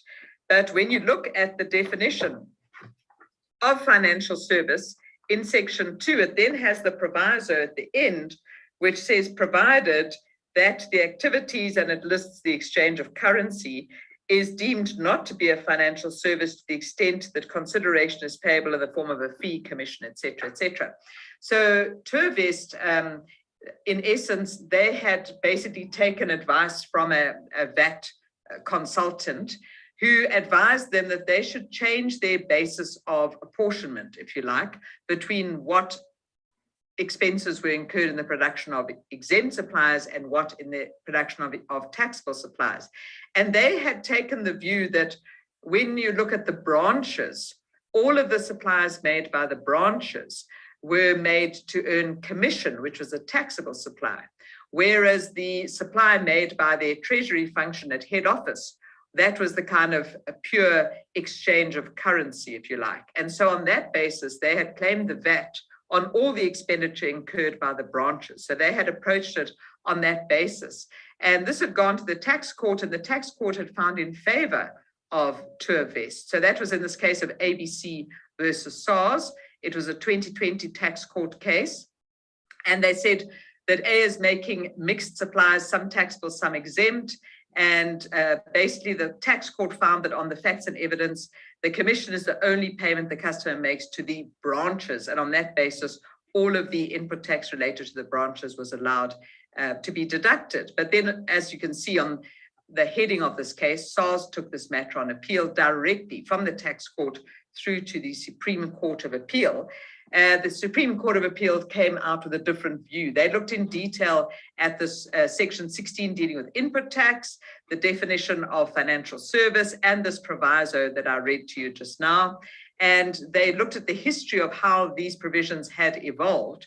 But of course, coming to the conclusion that basically the financial service and the exchange of currency would give rise to exempt supplies, except for the carve-out of the commission. And so they say in the respondent's attempt to claim the entire VAT charge as deductible must fail.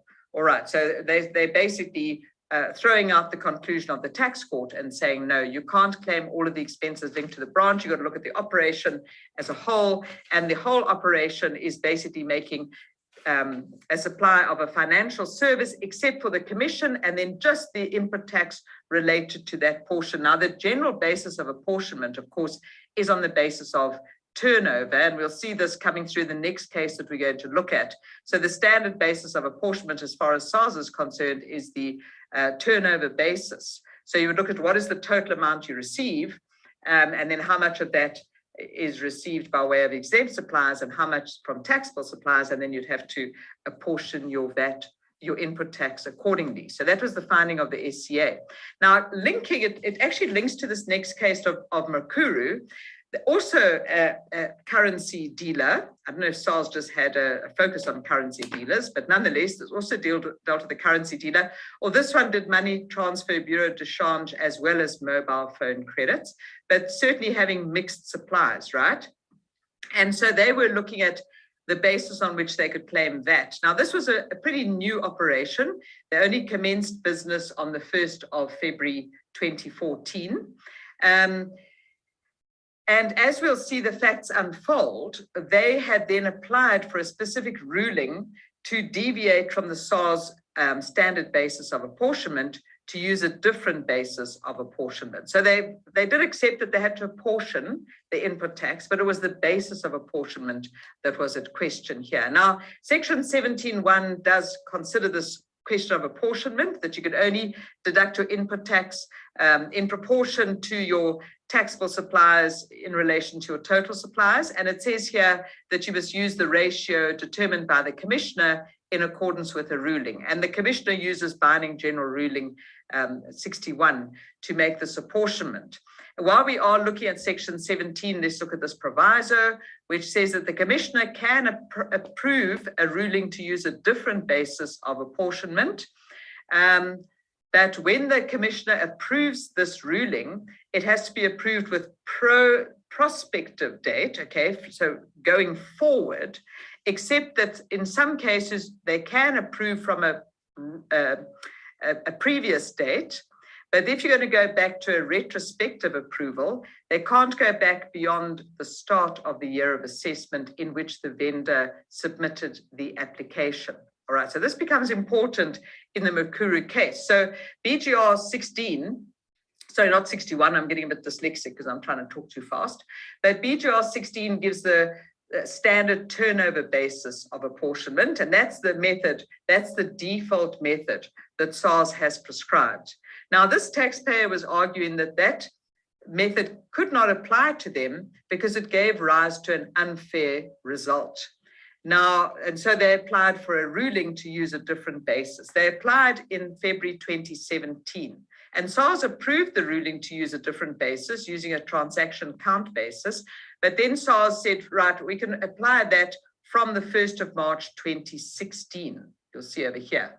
So SARS was going back to the start of the year of assessment in which the taxpayer had applied for this ruling. They applied on Feb 2017. SARS said we can go back and apply this different basis of apportionment from the 1st of March 2016. Okay, the taxpayer was not happy. They said that actually you can't force us to use BGR 16 for the earlier periods because it produces an unfair result. And so they were taking this matter to court on the basis of saying that basically SARS must use this alternative method from the 1st of March 2014. Okay, so in terms of the judgment, they made this point that Mukuru was relying on what is called a condition in BGR 16, and the condition reads, a vendor may only use this method if it is fair and reasonable. Where the method is not fair and reasonable or inappropriate, the vendor must apply to SARS to use an alternative method. And so this is where Mukuru was arguing, this does not produce a fair and reasonable result. Therefore, we can't apply BGR 16. And so SARS is saying that we can use our alternative basis, but only from the 1st of March 2016. Mukuru is saying we need to use that for the periods prior to that as well. But SARS was arguing that they were precluded from going earlier in terms of that proviso. Now, if you look at the SARS guide for vendors, again, here we're looking at a guide and it comes up in the judgment. They're actually referring to this guide. VAT 404 says the only approved method to apportion VAT for mixed supplies is the turnover-based method, unless, of course, you get specific prior written approval from the commissioner in the form of a private ruling to use a different basis of apportionment. So in the absence of a specific ruling to use a different basis, the standard turnover basis prescribed by BGR 16 is the default method and has to be used by taxpayers. Now, the court looked at that, and bearing in mind this is an SCA case, has confirmed that it's not open to a vendor to basically use their own method of apportionment. They can't just ignore the SARS ruling. So you are bound by the method set out in BGR 16, which is the standard turnover basis, until such time as you get a ruling giving you permission to use an alternative basis. So BGR 16 doesn't provide an opportunity for taxpayers to choose their own basis of apportionment. And this is the important point that is coming out of this case, that you have to use BGR 16 until such time as you get a ruling to the contrary. And in this particular case, SARS could not go back earlier than the 1st of March 2016 because of the proviso that I read to you. Okay, so the conclusion of the tax court was held to be correct when it stated that the standard turnover basis set out in BGR 16 was the only ratio applicable until such time as this other ruling came into effect from the 1st of March 2016. So some important points coming out of that Makuru case: be very careful about the apportionment of input tax. Make sure that the apportionment is done correctly. Remember that when you have mixed supplies and you have goods or services that are required by the vendor in making those mixed supplies, the first thing is to do a direct attribution. So if you can attribute specific expenses towards specific supplies, you would do that. And then to the extent that you have overheads and expenses that can't be directly attributed, then you are looking at this apportionment ratio. And then the rule is that you must use the standard turnover basis as prescribed in BGR 16, unless you have a ruling to the contrary.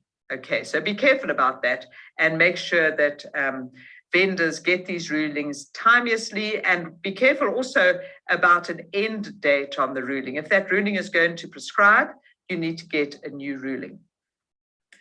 Okay, then let's move on to a very controversial judgment, and this is the judgment in the case of Spur Group. It is a Supreme Court of Appeal judgment, and it is five judges, and they were unanimous in this judgment. So it's interesting that this is an appeal brought by SARS against a High Court judgment. So the High Court found in favor of the taxpayer, but interesting, that was a majority judgment. So there were 2 judges found in favor of the taxpayer. There was 1 dissenting judgment, and SARS then took the matter on appeal, and they ended up being successful with a 5 out of 5 judges going in favor of SARS. So this dealt with the contribution paid to an employee share incentive scheme trust. And Spur Group, don't be confused by the name. Spur Group is actually a subsidiary of the holding company, Spur Holdco. We'll come to this just now on the next slide. And this is the operating company. Now, Spur Group had paid 48 million Rand to this trust in December 2004. And they had claimed that 48 million Rand as a tax deduction on the basis that it was expenditure incurred in the production of income in the course of carrying on a trade, not of a capital nature. In other words, it met all the requirements of the general deduction formula. The key issue that was the focus of this case is, in fact, was this expenditure incurred in the production of income? Was there a sufficiently close connection between the contribution to the trust and the taxpayer's income producing operations? Now, ordinarily, we would, I'm sure, agree that when you have this kind of contribution to an employee share trust, the contribution by the company, if it is expenditure incurred, in other words, is not an expectation of repayment, so it's not a loan, but if it's expenditure incurred, it would be for the production of income, because the whole purpose of setting up this trust is to provide a share scheme for the employees that is, of course, providing the opportunity to motivate the employees, to make them more productive, and that will be linked to the production of income. And so it does seem odd, and this is what a lot of people are criticizing on this judgment. Why is it that this expenditure would not be allowed as a deduction? Why is it that the court would come to the conclusion that there was not a sufficiently close connection? Well, it comes back to the specifics in this particular case, and I'll come to those specifics just now. But linked to the finding that there was not a sufficiently close connection, then we have to look at the additional assessments that were raised by SARS. So SARS disallowed this expenditure, raised additional assessments. All of these assessments were raised more than 3 years after the date of the original assessments.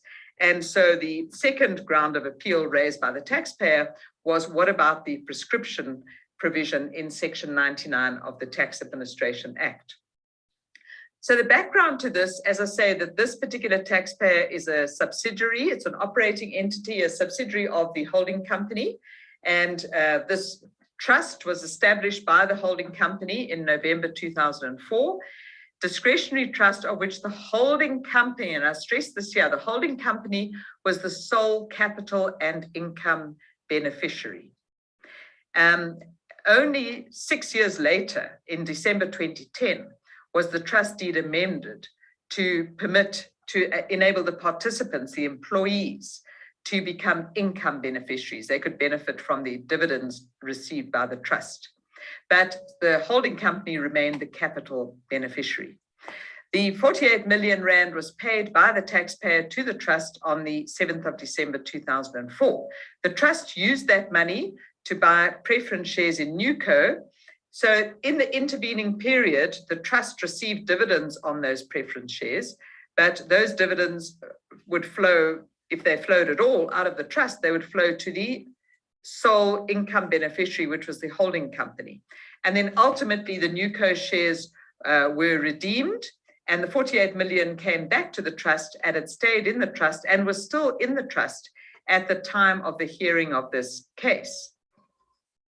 So Spur claimed a deduction of the 48 million rand based on the general deduction formula, but they did apply Section 23H to say that they're not going to get the benefit immediately. So they spread that deduction over the period from 2005 to 2012 and in equal tranches per year, but then half in the year of 2005, obviously at a June year end. They paid this in December. So they claimed half in that year, the full amount for the next few years, and then half in the 2012 year of assessment. So they spread their deduction. So they did apply Section 23H, but they did claim the deduction. SARS argued that they were not entitled to the deduction because there was not a sufficiently close connection between the expenditure and the income earning operations. And they argued that on the basis that the holding company was the sole capital and income beneficiary of the trust at the time that that 48 million rand was paid. Okay, sure, the trust deed was amended later on, but SARS was focusing at the time that the payment was made, that the holding company was the sole beneficiary, that the participants could not benefit in any shape or form at that stage. And so they said that there was no causal link between the expenditure and the income earning operations of the taxpayer, the production of income of the taxpayer. There was only an indirect and insufficient link, and therefore they disallowed the deduction. Now, they didn't disallow the deduction immediately. What happened is that Spur had submitted these tax returns, assessments were raised, and only quite a few years later, SARS came back and did an audit and then disallowed the 48 million and raised the additional assessments. I have mentioned about the 48 million rand still sitting in the trust. So when SARS raised those assessments, of course, as I say, more than 3 years had passed. Now, importantly, in the judgment it states, in terms of the trust deed, only the holding company was the beneficiary, and therefore there was nothing to demonstrate that either the operating company or any of its employees stood to benefit from this 48 million rand contribution that had been made. And that's where that link was lost. And as a result of that, the court came to the conclusion that indeed SARS was correct in disallowing the expenditure. So then it came back to the prescription issue, because all of these additional assessments have been raised in July 2015, way more than 3 years after the dates of all of the original assessments, which I've given you over there. So why is it that SARS was able to raise these assessments more than 3 years later? Of course, if you come back to Section 99 of the Tax Administration Act, there is the 3-year prescription, but that falls away where the SARS assessment was basically incorrect on the basis of fraud, misrepresentation, or non-disclosure of material facts. So the question is, was there fraud, misrepresentation, or non-disclosure of material facts? And then if you go back to the actual tax returns that SPUR had submitted from 2005 to 2009, in fact, when you look at the questions on the IT14, and I'm sure you're all familiar with all of these questions, and I'm sure you're all fully aware of how important it is to answer those questions accurately, one can only assume that whoever submitted these tax returns was under time pressure. And so it seems that they just answered no, no, no, no, no to all the questions. And in particular, they answered no to the question, were any deductions limited under Section 23H? Which just seems unfathomable as to why they would have said no, because they had actually applied Section 23H. They also answered no to the question, did the company make a contribution to a trust? They answered no to the question, was the company party to the formation of a trust? And we saw that again in the 2006 return. And SARS indicated that in all of these income tax returns, the field where SPUR applied the Section 23H limitation, that was disclosed under the category other deductible items rather than the correct line item, which would be prepaid expenditure as limited by Section 23H. Now, it's not just a case of pedantics, in case of saying, well, does it really matter where you show it? Yes, it does matter where you show it, because as far as SARS risk evaluation of these tax returns is concerned, they are looking at these questions and they are looking at the line items on the tax return to enable them to evaluate the degree of risk on a particular tax return. And so that informs SARS decisions around the audits of these tax returns. So SARS indicated that had they known that there were these high risk items earlier, if there had been proper disclosure that had been made, they would have raised the assessments earlier and they wouldn't have fallen foul of that 3-year delay, that 3-year prescription period. And so at the end of the day, the judgment was that SPUR had indeed made false statements in the return, and that it caused SARS to have a delay in the raising of the additional assessments. And the judge stated, I should also add that as a matter of policy, a court would be loath to come to the assistance of a taxpayer that has made improper or untruthful disclosures in a return. Clearly, this would offend the statutory imperative of having to make a full and proper disclosure. So, wow, that has got to be a great big warning to anybody filling in an IT14 or any kind of tax return to really be very, very careful that they are making full and proper disclosure. And that comes through especially in answering the questions and, of course, making sure that you are disclosing items in the correct places and using the correct line items and so on. And so I really think it's incumbent on anybody who is completing these tax returns to make sure that you carefully read through the SARS guide for that particular year, because we know that their returns and even their treatment changes sometimes from year to year. So you can't rely on what you're doing 5 or 10 years ago. You need to be up to date with SARS requirements around these returns and in terms of the questions that are asked. And think about the questions that are asked. Think about your answers. Don't just answer no. Be very careful, because no could result in basically incorrect disclosure. And that in this case, as you can see in SPUR's case, it meant that the 3-year prescription did not apply. All right, so the misrepresentations and non-disclosure by SPUR caused the commissioner not to assess SPUR correctly within the 3-year period. As a result of that, SARS appeal was upheld and the assessments were confirmed. Ouch. So a huge amount of additional tax having to be paid in by SPUR as a result of that. Now, the controversy has been around this question of whether a payment to a share trust should qualify for a tax deduction. But as I say, I think with this judgment, you have to look very carefully at the specific context and the specific provisions of the trust deed, et cetera, in this particular scenario. You can't draw a generalized conclusion now to say, well, now this means that all contributions to an employee share trust will not qualify for tax deduction. That obviously would be far too much of a generalization, but it does indicate that these deductions are always fact specific, and you have to look at the specific circumstances of the particular taxpayer and think very carefully about whether the requirements of the general deduction formula have actually been met, and then to make proper disclosure in the tax return. Okay, then just to list the interpretation notes, I won't keep you for too much longer. These are just the interpretation notes that SARS has issued during the course of the year, and so you can have a look at those. We did discuss a lot of this during the mid-year update, and of course the one that has come out subsequent to that is this IN 118, dealing with the VAT consequences of points-based loyalty programs. But of course, whenever you're talking about, is there going to be a VAT implication? If you talk about output tax, there has to be consideration or a deemed consideration. If you're talking about input tax, there must be a tax that has been paid before you can claim input tax. So if there's no sort of value within this, then there's not going to be any VAT. But where there is value, for example, if somebody has to pay to belong to a loyalty program, then obviously the person running that loyalty program would have to raise output tax on the fee that they are charging. Whether the person paying that can claim an input tax credit depends on whether they're a vendor and whether they are acquiring those services in the course of making taxable supplies. So those fundamental principles will still come through even when you're talking about a loyalty program.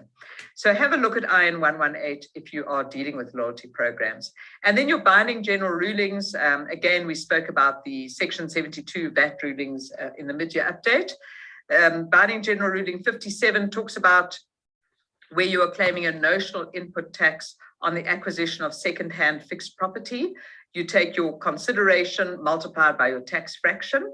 And the question is whether that consideration includes the transfer duty that has to be paid. Because obviously buying from a non-vendor, you haven't paid VAT on that acquisition, you've paid transfer duty. And so the question is whether the transfer duty forms part of the consideration. The conclusion is that it does not, okay? That the transfer duty is paid to SARS for the national revenue collections, and it's not paid as part of the cost of acquiring that property. So it's not part of the consideration. Okay, and then in terms of BGR 58, I alluded to this earlier when I said that there's an amendment to these definitions of pension fund, etc., that allows a broader possibility with regards to annuities, and BGR 58 then just actually replaces the old general practice notes that used to apply to the retirement funds to make sure that these annuities are maintained and that they are protected from creditors. So it just links into that. Okay, and then an important one to take notice of is this public notice that was published on the 29th of October, and it links to the fixed amount penalties charged under Section 210 of the Tax Administration Act. Now, fixed amount penalties, if you have a look at Section 210, it tells us that those penalties are levied for incidents of non-compliance. And it says it's the type of non-compliance that is listed or by the commissioner in a public notice. All right, so it says that a public notice will tell you which incidences of non-compliance are subject to the fixed amount penalty. Now, we've had about 4 or 5 of these public notices being published over the years. The first one to be published actually did deal with personal income tax, and it said that failure by a person to submit an income tax return where there are 2 or more returns outstanding will trigger this fixed amount penalty. So what is changing now is that from the 1st of December, it will actually be when there's just 1 or more outstanding income tax returns. Now, as a phase in, initially that will apply only to the 2021 year of assessment. So the earlier years of assessment, you'll still only get the fixed amount penalty if there's 2 or more returns outstanding. From the 1st of December for the 2021 year of assessment, even if there's only 1 tax return outstanding, the fixed amount penalty can be charged. But then from the 1st of December next year, they're going to apply this 1 or more rule to all the way back to March 2006. Okay, but it does link very closely to the issue that we have right now, and that is that we are currently in filing season, and the deadline for submitting the tax returns is for non-provisional taxpayers 23rd of November. And so a non-provisional taxpayer who fails to submit by the 23rd of November, this is for the 2021 year of assessment, they will be subject to the fixed amount penalty. And certainly from the 1st of December, in terms of this public notice, even if that is the first outstanding tax return, the fixed amount penalty will be charged. Of course, that does also link to the auto assessment situation. And so SARS on this notice on their website have said that if they've issued a notice of an auto assessment and the taxpayer has neither accepted nor edited their tax return by the 23rd of November, then they could be subject to this non-submission penalty, this fixed amount penalty for failing to submit a tax return. Okay, so just be very careful about that, if the person does not respond, SARS raises their estimated assessment. And we spoke about these estimated assessments earlier under Section 95, and that could then also carry with it the late submission penalty, the fixed amount penalty for non-submission.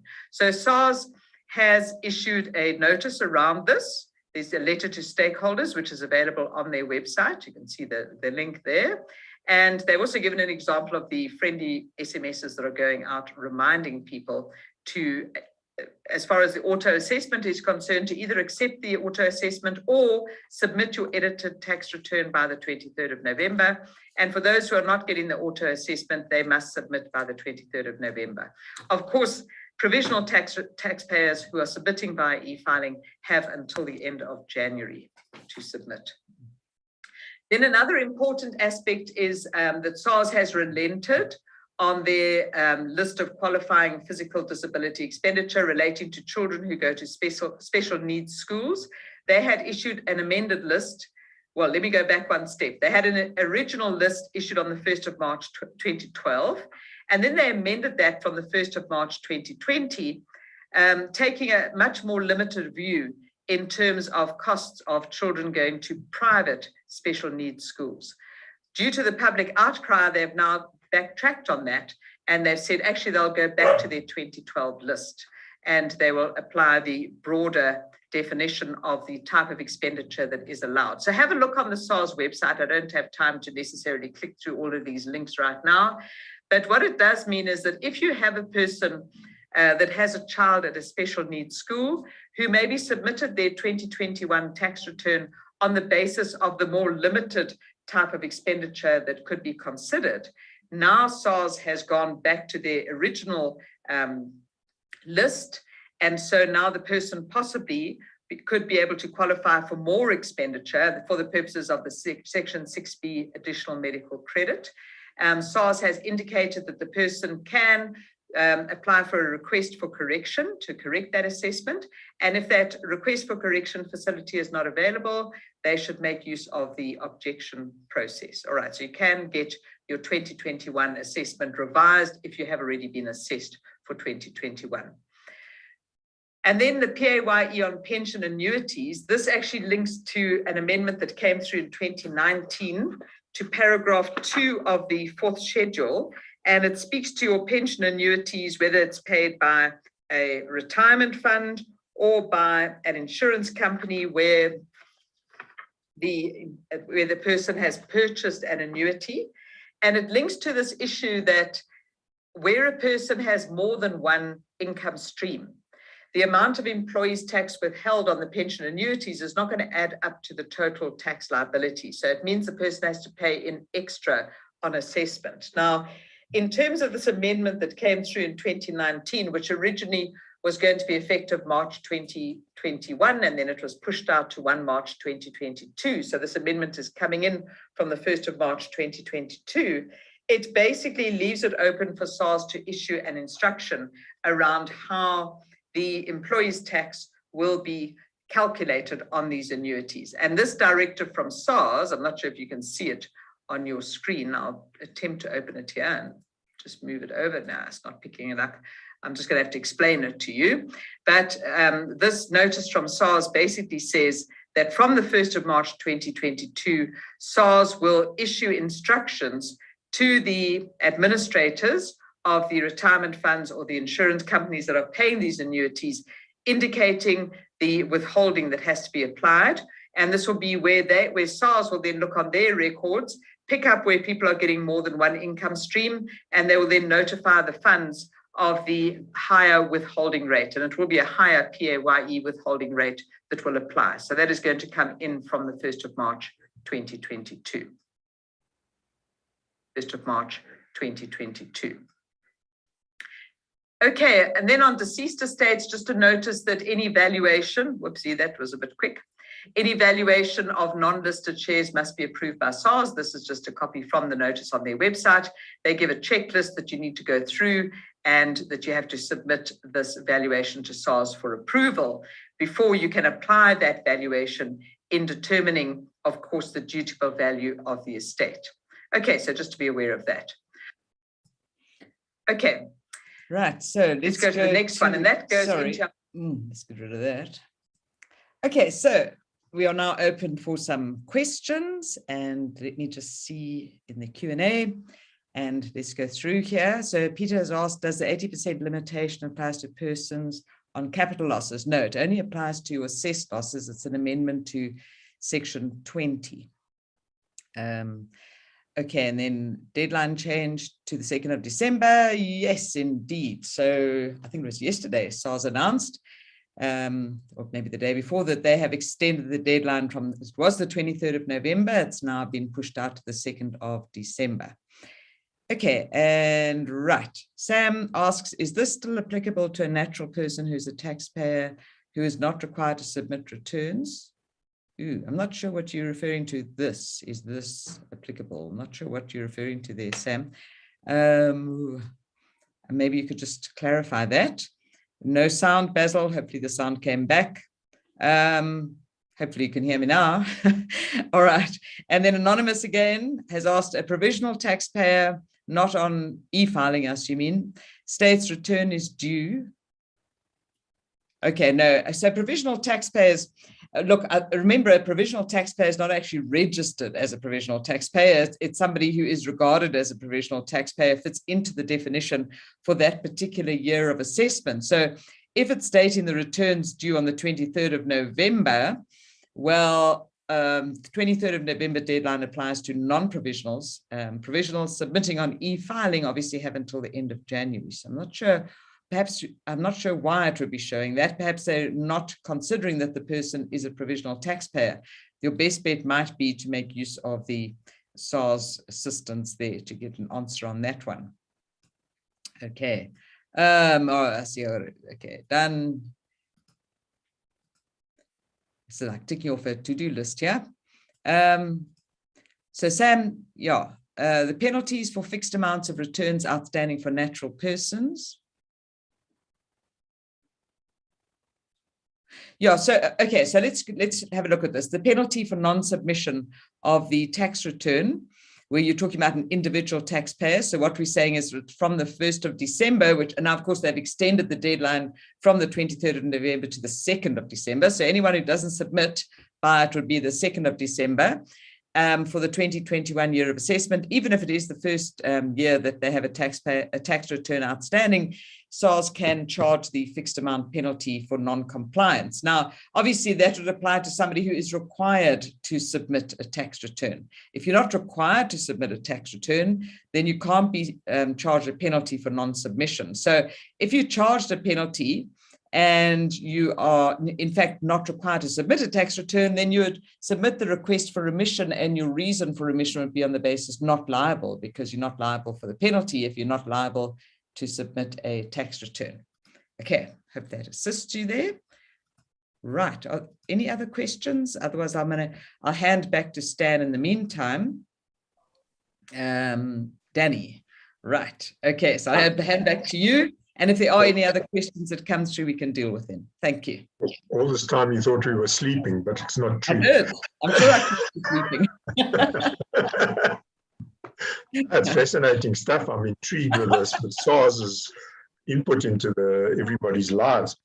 Jackie, thanks so much for all this. It was a fascinating talk as usual. I look forward to next year. And I mean, SARS is keeping you in business. Keep changing all the rules and the regulations. If they had to stop, you'd have nothing to do. Yeah, that's for sure. It certainly does keep us on our toes, doesn't it? I know everyone, my family who are, well, apart from Mark, who's a CA, but I mean, none of the rest of my family really knows a lot about tax. They can't understand what keeps me going all the time with all these tax changes. They don't believe Exactly. that there can be What's so the many problem? time. Yeah. Thanks everybody for attending. Hope you enjoyed as much as we did. Your certificates will be on their way soon. And there's one more seminar this year, webinar with Edwin Selps. He's going to talk about ethics, which I think everybody needs their CPD points. So your notice will be going out in the next day or so. So please sign up. And Jackie, once again, thanks very much. Danny, thank you. Thank you. Everybody can go and have an early tea. So thank you very much. Great. Thanks. We lost standing. And enjoy the I rest see of the another year. question. No, If anyone wants to actually speak their question instead of typing it out, they can just raise their hand in the question box. But I see everyone's starting to log out. But if anyone last minute wants to quickly ask something, just put up your hand. I can open up your permission to talk if you need. Sure. Give it a couple of minutes and let's see. Otherwise, we'll lock close up for the day. Yep. Just one question about the time of these assessments. When a taxpayer submits an assessment, a revised assessment. So you've had your assessment, you don't agree, you submit an edited one.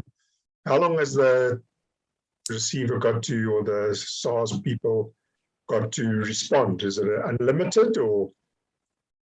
Well, yeah, I mean, it's not specifically prescribed, but obviously, if you have submitted your information, they should reply within the timeframes that they have sort of committed to in terms of their, what's that document that they issued? Yeah, I forget, the name escapes me now, but it's not specifically prescribed, Stan. It just needs to be a reasonable period of time, yeah. Because the first one was submitted to somebody else that submitted a return. The first one, they made a mistake and they issued a revised one. The first one they assessed within a couple of days. But then it's taken like nearly 6 weeks now, nothing's happened. So does that sound reasonable? No, there's not a prescribed period of time. I mean, even people who submit their tax returns and maybe they're claiming additional medical credit or, the big thing at the moment, this home office expenses, they are going to find that's what the fly in the ointment was. Yeah. It's taking a lot longer for those assessments to be issued. Yeah. I have one person who wants to speak. Let me allow him in. Sure. Okay, Neil, you are in if you need to say anything. You just muted, so just unmute yourself and you're allowed to, you can speak if you need to.